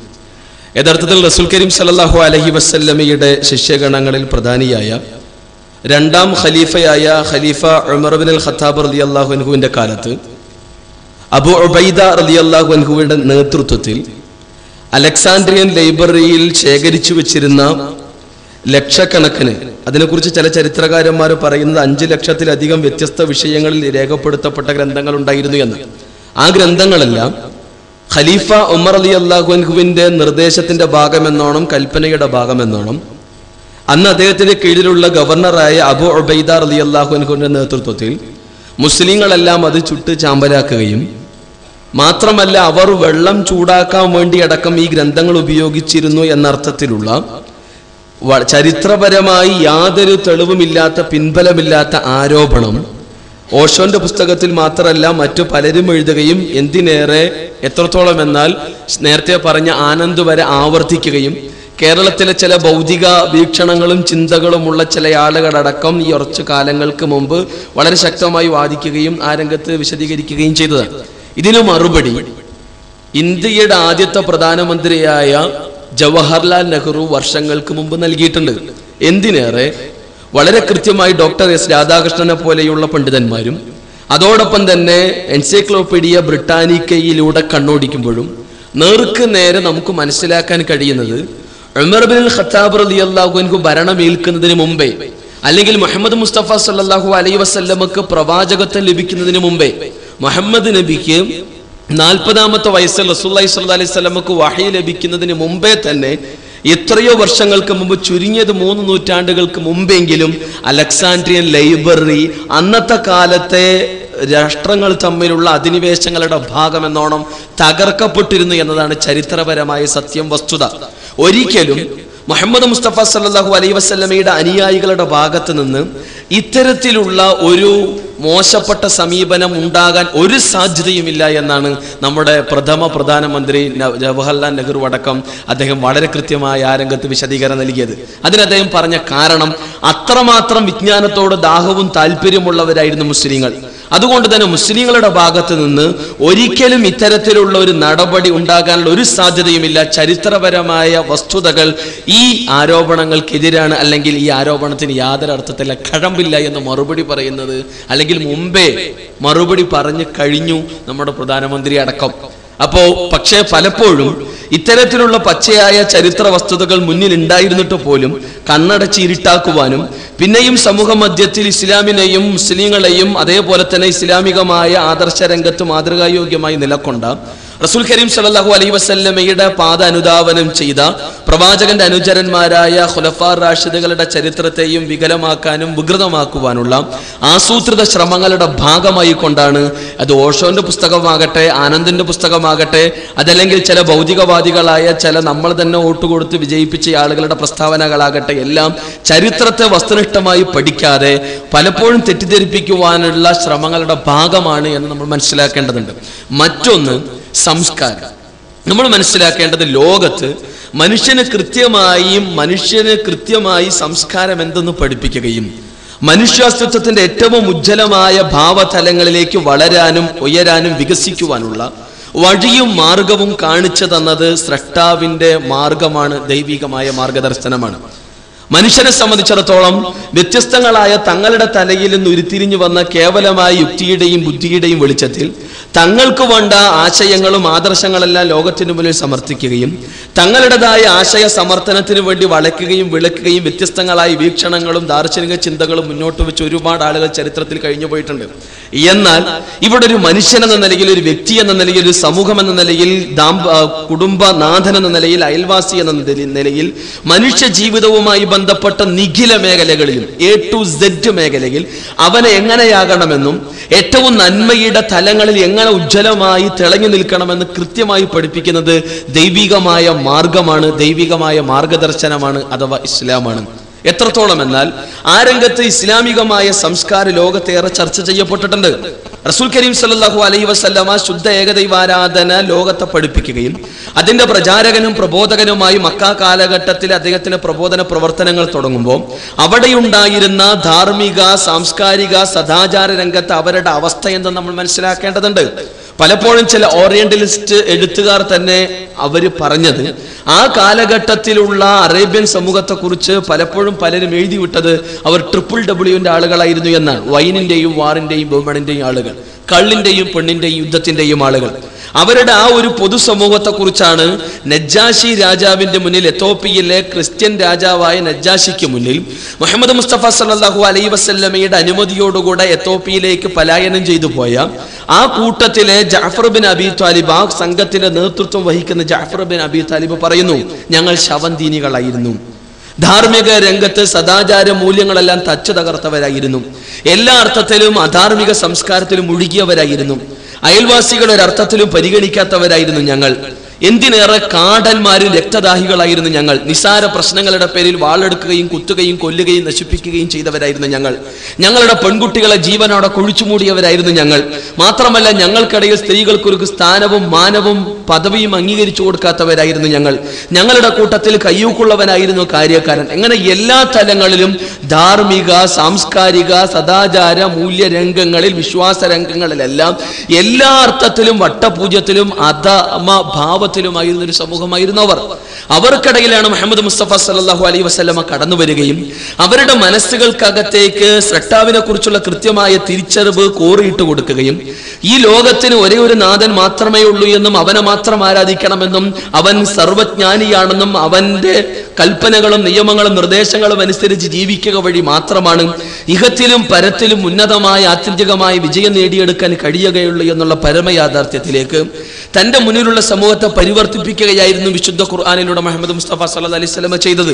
അങ്ങനെ എല്ലാ തലങ്ങളിലും വട്ടപൂജ്യത്തിലുണ്ടായിരുന്ന ഒരു സമൂഹത്തെ ലോകം കണ്ട ഉത്തമ സംസ്കാരത്തിന്റെ, ഉത്തമ സ്വഭാവത്തിന്റെ, ഉത്കൃഷ്ട സ്വഭാവത്തിന്റെ ഉടമകളാക്കി വളർത്താനും പരിവർത്തിപ്പിക്കാനും വിശുദ്ധ ഖുർആനിലൂടെ റസൂൽ കരീം സല്ലല്ലാഹു അലൈഹി വസല്ലമക്ക് കഴിഞ്ഞു. അതുകൊണ്ട് തന്നെ ആ സമൂഹത്തെ ചൂണ്ടിക്കൊണ്ട് ലോകങ്ങളുടെ നാഥൻ തന്നെ പറയുന്നു, കുന്തും ഖൈറ ഉമ്മ ഉഖ്രിജത് ലിന്നാസി തഅ്മുറൂന ബിൽ മഅറൂഫി വതൻഹൗന അനിൽ മുൻകർ വതുഅ്മിനൂന ബില്ലാഹ്. ഏകനായ സ്രഷ്ടാവിൽ അചഞ്ചലമായി വിശ്വാസം വെച്ച് പുലർത്തുകയും പരലോക ബോധവും ബോധ്യവും വെച്ച് പുലർത്തുന്ന, ലോകത്തിന് എന്നും മാതൃകയാകുന്ന ഒരു ഉത്തമ സമൂഹത്തിന്റെ വക്താക്കളെന്ന് ലോകങ്ങളുടെ നാഥൻ തന്നെ ആ സമൂഹത്തെ പരിചയപ്പെടുത്തുകയും ലോകത്തിന് പരിചയപ്പെടുത്തി തരികയും ചെയ്യുന്നു. അള്ളാഹു തൃപ്തിപ്പെട്ട, ലോകങ്ങളുടെ നാഥന്റെ തൃപ്തി നേടിയ, സ്രഷ്ടാവിന് തൃപ്തിപ്പെട്ട, എന്നും ലോകത്തിന് ഉത്തമ സംസ്കാരത്തിന്റെ, ഉത്തമ സ്വഭാവത്തിന്റെ, ഉത്കൃഷ്ട സ്വഭാവത്തിന്റെ ഉടമകളായി, ഉത്തമ സമൂഹത്തിന്റെ വക്താക്കളായി ആ സമൂഹത്തെ വിശുദ്ധ ഖുർആൻ പരിചയപ്പെടുത്തുന്നു.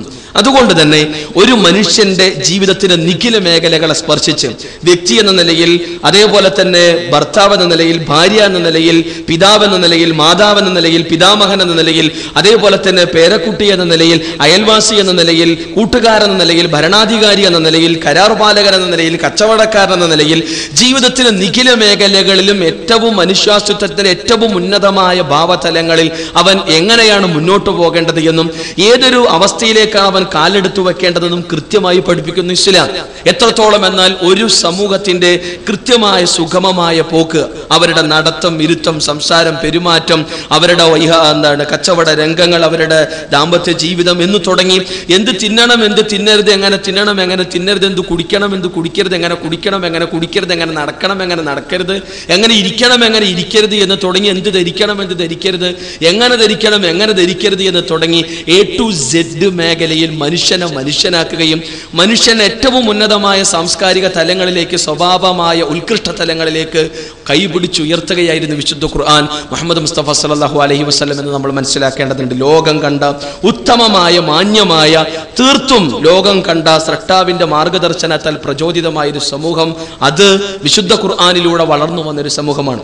ആ വിശുദ്ധ ഖുർആനിലൂടെ ഇനിയും ആ ദൈവികമായ മാർഗവും മാർഗദർശനവും അനുസരിച്ചുകൊണ്ട് മാത്രമേ ഉന്നതമായ സംസ്കാരത്തിന്റെ, ഉന്നതമായ സ്വഭാവത്തിന്റെ, ഉന്നതമായ മനുഷ്യാസ്തിത്വത്തിന്റെ ഉന്നതമായ തലങ്ങളിലേക്ക് വളരാനും ഉയരാനും ഒരു മനുഷ്യന് കഴിയൂ, മാനവരാശിക്ക് കഴിയൂ. കാരണം അതിൽ അപാകതകൾ ഉണ്ടാവില്ല, പാളിച്ചകൾ ഉണ്ടാവില്ല. ആ ആദർശത്തെ അനുധാവനം ചെയ്തതിന്റെ പേരിൽ വിരൽ ഗടിക്കേണ്ട ഗതികേട് നമുക്കുണ്ടാവില്ല. കാരണം ഇത് ദൈവികമായതുകൊണ്ട്. അതല്ലാതെ കേവലം ചില വ്യക്തികളുടെയോ കൂട്ടങ്ങളുടെയോ കേവല ബുദ്ധിയിൽ നിന്നോ യുക്തിയിൽ നിന്നോ ഉരുത്തിരിഞ്ഞു വന്ന അവരുടെ ധാർമ്മിക വീക്ഷണങ്ങളുടെ പിന്നാലെയോ, അവരുടെ സാംസ്കാരിക വീക്ഷണങ്ങളുടെ പിന്നാലെയോ, അവരുടെ ദാർശനിക വീക്ഷണങ്ങളുടെ പിന്നാലെ പോകുന്നുവെങ്കിൽ വിരൽ ഗടിക്കേണ്ട ഒരു ഗതികേടിന് ലോകം സാക്ഷിയാകുമെന്നത് ചരിത്രപരമായ പച്ചയായ സത്യമാണ്. അതുകൊണ്ട് തന്നെ ഇസ്ലാമിനെ അറിയേണ്ടതും മനസ്സിലാക്കേണ്ടതും അടുത്തറിയേണ്ടതും ഇത്തരത്തിലുള്ള ചരിത്രപരമായ ഒരു പിൻബലവുമില്ലാത്ത കേവലം ആരോപണങ്ങളുടെ ഘോഷയാത്രകൾ മാത്രമുള്ള ഇത്തരം ഗ്രന്ഥങ്ങളിലാകരുത്. നേർക്കുനേരെ വിശുദ്ധ ഖുർആനിൽ നിന്നും അതിന്റെ വിശദീകരണമായ പ്രവാചകന്റെ സുന്നത്തിൽ നിന്നും ഇസ്ലാമിനെ അടുത്തറിയുവാനുള്ള സന്മനസ്സുണ്ടാകണമെന്നാണ് പൊതുസമൂഹത്തോട്, പ്രത്യേകിച്ച് ഇസ്ലാം വിമർശകരോട് നമുക്ക് സൂചിപ്പിക്കാനുള്ളത്. ഇതാണ് ഈ വിഷയവുമായി ബന്ധപ്പെട്ട് ഈ ചോദ്യത്തിന് മറുപടിയായി ഉണർത്താനുള്ളത്. സഹോദരങ്ങളെ, മുഹമ്മദ് നബി സല്ലല്ലാഹു അലൈഹി വസല്ലം മാനവരിൽ മഹോന്നതൻ എന്ന തലക്കെട്ടിൽ ജൂൺ മുതൽ ഡിസംബർ വരെയുള്ള 7 മാസക്കാലയളവിൽ കേരളത്തിൽ ഇസ്ലാമിക പ്രബോധനത്തിന് മാത്രമായി പ്രസിദ്ധീകരിക്കുന്ന സ്നേഹസംവാദം മാസിക നടത്തിവരുന്ന ഒരു പ്രചാരണത്തിൻ്റെ ഭാഗമായാണ് ഇവിടെ ഇത്തരത്തിലൊരു പരിപാടി സംഘടിപ്പിക്കപ്പെട്ടിരിക്കുന്നത്. മുഹമ്മദ് നബിയും വിമർശനങ്ങളും എന്ന ശ്രദ്ധേയമായ വിഷയത്തെ അധികരിച്ച് നിങ്ങളുടെ സംശയങ്ങൾക്ക് മറുപടി തരുന്നതോടൊപ്പം തന്നെ സ്നേഹസംവാദം മാസിക ഇതിൻ്റെ ഭാഗമായി സംഘടിപ്പിക്കുന്ന കാര്യങ്ങളെക്കുറിച്ച് നമ്മൾ മനസ്സിലാക്കേണ്ടതുണ്ട്. ഇവിടെ അവസാനമായി സഹോദരൻ സുബൈർ പീഡിയക്കൽ സംസാരിച്ചപ്പോൾ സൂചിപ്പിച്ച പ്രവാചകൻ സല്ലല്ലാഹു അലൈഹി വസല്ലമയുടെ ജീവിതത്തിൻ്റെ സൂക്ഷ്മവും സ്ഥൂലവുമായ വശങ്ങളെ കേരളീയ സമൂഹത്തിൻ്റെ മുമ്പിൽ പച്ചയായി തുറന്നു വെക്കാനും പ്രസ്തുത പ്രവാചകന്റെ സന്ദേശങ്ങൾ നമ്മുടെ ഓരോരുത്തരുടെയും ജീവിതത്തിൻ്റെ ഭാഗമാക്കി മാറ്റി പ്രവാചകൻ ലോകത്തിന് കാണിച്ചു തന്നതുപോലെ വിശുദ്ധ ഖുർആനിന്റെ ജീവിക്കുന്ന രൂപങ്ങളായി മാറാൻ, പ്രവാചകൻ സല്ലല്ലാഹു അലൈഹി വസല്ലമയാണ് നിങ്ങൾക്കുള്ള മാതൃക എന്ന ഖുർആനിന്റെ സന്ദേശം പൂർത്തീകരിച്ചുകൊണ്ട് പ്രവാചകന്റെ ജീവിതത്തെ അപ്പടി പകർത്തുവാനും അത്തരത്തിൽ പ്രവാചകന്റെ സന്ദേശം സ്വീകരിക്കുന്നതിലൂടെ മാത്രമാണ് മോക്ഷത്തിന്റെ മാർഗത്തിലേക്ക് എത്തിച്ചേരാൻ സാധിക്കുകയുള്ളൂ എന്ന സന്ദേശമാണ് നമ്മൾ ഓരോരുത്തരും മനസ്സിലാക്കേണ്ടതും ജീവിതത്തിൽ പകർത്തേണ്ടതും അതോടൊപ്പം തന്നെ ഈ ക്യാമ്പയിന്റെ ഭാഗമായിട്ടും അല്ലാതെയുമുള്ള നമ്മുടെ പ്രചാരണങ്ങളിൽ ഉൾപ്പെടുത്തേണ്ടതും. അതുകൊണ്ട് തന്നെ പ്രവാചകൻ സല്ലല്ലാഹു അലൈഹി വസല്ലമയെ കുറിച്ച് ആർക്കെങ്കിലും സംശയങ്ങളുണ്ടെങ്കിൽ, പ്രവാചകനെ കുറിച്ച് എന്തെങ്കിലും വിമർശനങ്ങൾ ഉണ്ടെങ്കിൽ അത് കേൾക്കാനും അത് മനസ്സിലാക്കാനുമുള്ള ഇത്തരം അവസരങ്ങൾ ഒരുക്കുന്നതോടൊപ്പം തന്നെ www.muhammadnabi.info എന്നുള്ള പ്രവാചകൻ സല്ലല്ലാഹു അലൈഹി വസല്ലമയെ കൃത്യമായി പരിചയപ്പെടുത്തുന്ന മലയാളത്തിലുള്ള ആദ്യത്തെ വെബ്സൈറ്റിലൂടെ പ്രവാചകനെ കുറിച്ച് വരുന്ന സംശയങ്ങൾക്ക്, പ്രവാചകനെ കുറിച്ചുള്ള വിമർശനങ്ങൾക്ക് അത് നിമിഷങ്ങൾക്കകം തന്നെ ചുരുങ്ങിയ സമയങ്ങൾക്കുള്ളിൽ മറുപടി ലഭിക്കുന്ന ഒരു വെബ്സൈറ്റ് സ്നേഹസംവാദം മാസികയുടെ ആഭിമുഖ്യത്തിൽ പ്രവർത്തനം ആരംഭിച്ചിട്ടുണ്ട്, ലോഞ്ചിങ് കഴിഞ്ഞിട്ടുണ്ട് എന്ന വസ്തുത നിങ്ങൾ മനസ്സിലാക്കിയിട്ടുള്ളതാണ്. അതുകൊണ്ട് പ്രവാചകനെതിരെയുള്ള വിമർശനങ്ങൾ എന്തെങ്കിലും ഉണ്ടെങ്കിൽ, പ്രവാചകനെ കുറിച്ച് കൂടുതൽ പഠിക്കണമെന്നുണ്ടെങ്കിൽ, അല്ലെങ്കിൽ പ്രവാചകനെ കുറിച്ച് കൂടുതൽ പഠിക്കണമെന്ന് ആഗ്രഹിക്കുന്ന സുഹൃത്തുക്കളിലേക്ക് പ്രവാചകന്റെ സന്ദേശം എത്തിക്കണമെന്നുണ്ടെങ്കിൽ സ്നേഹസംവാദം മാസികയുടെ ലക്കങ്ങളും അതോടൊപ്പം തന്നെ വെബ്സൈറ്റിന്റെ അഡ്രസ്സുകളുമെല്ലാം നിങ്ങൾ കൈമാറണം എന്നുള്ള ഒരു കാര്യം കൂടി അവസാനമായി സൂചിപ്പിക്കുകയാണ്. സ്നേഹസംവാദം മാസിക പ്രവാചകൻ സല്ലല്ലാഹു അലൈഹി വസല്ലമയെ കുറിച്ച് പഠിക്കുന്ന മുസ്ലിങ്ങളും അമുസ്ലിങ്ങളുമായ ആളുകൾക്ക് വേണ്ടി ഈ കാലയളവിൽ ശ്രദ്ധേയമായ ചില മത്സരങ്ങളും സംഘടിപ്പിക്കുന്നുണ്ട്. പഠന പ്രബന്ധ ക്വിസ് മത്സരങ്ങളിലൂടെ അർഹമായ ആളുകൾക്ക് സമ്മാനങ്ങൾ വിതരണം ചെയ്യുന്ന പദ്ധതി കൂടി ഇതിന്റെ ഭാഗമായി നടപ്പിലാക്കുന്നുണ്ട്. ഈ പരിപാടികളെല്ലാം, ഈ പദ്ധതികളെല്ലാം സസൂക്ഷ്മം പഠിക്കുകയും മനസ്സിലാക്കുകയും ആ പ്രവാചകന്റെ സന്ദേശം ലോകത്ത് വ്യാപിപ്പിക്കുന്നതിൽ നമ്മളുടെ ഓരോരുത്തരുടെയും ശ്രദ്ധേയമായ പങ്കാളിത്തം ഉറപ്പുവരുത്തുകയും ചെയ്യണമെന്ന് അഭ്യർത്ഥിച്ചുകൊണ്ട് ഈ പരിപാടിയോടെ അവസാനിച്ചതായി അറിയിക്കുന്നു. വസല്ലല്ലാഹു അലാ മുഹമ്മദിൻ വൽഹംദുലില്ലാഹി റബ്ബിൽ ആലമീൻ. അസ്സലാമു അലൈക്കും വറഹ്മത്തുള്ളാഹി വബറകാതുഹു.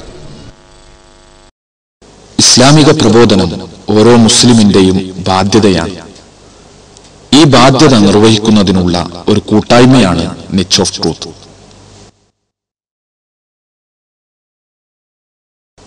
നിച്ച് ഓഫ് ട്രൂത്ത് പ്രവർത്തനങ്ങൾ, ചോദ്യോത്തരത്തോടു കൂടിയ പൊതുപ്രഭാഷണങ്ങൾ, മതനേതാക്കളുമായി സ്നേഹസംവാദങ്ങൾ, സൗജന്യ ഇസ്ലാം കറസ്പോണ്ടൻസ് കോഴ്സ്, ഇസ്ലാമിനെ പരിചയപ്പെടുത്തുന്ന ലഘുലേഖകളും പുസ്തകങ്ങളും.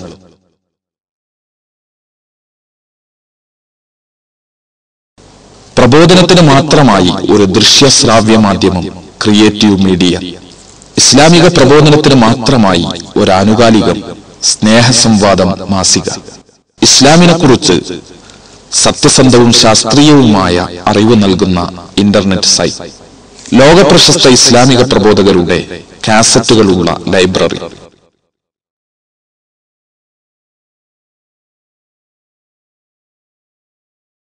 പ്രബോധകർക്കായുള്ള റഫറൻസ് ലൈബ്രറി.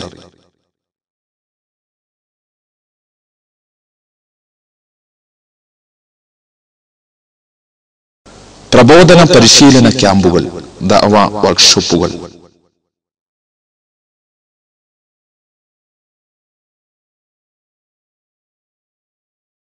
ഖുർആൻ പരിഭാഷാ വിതരണം.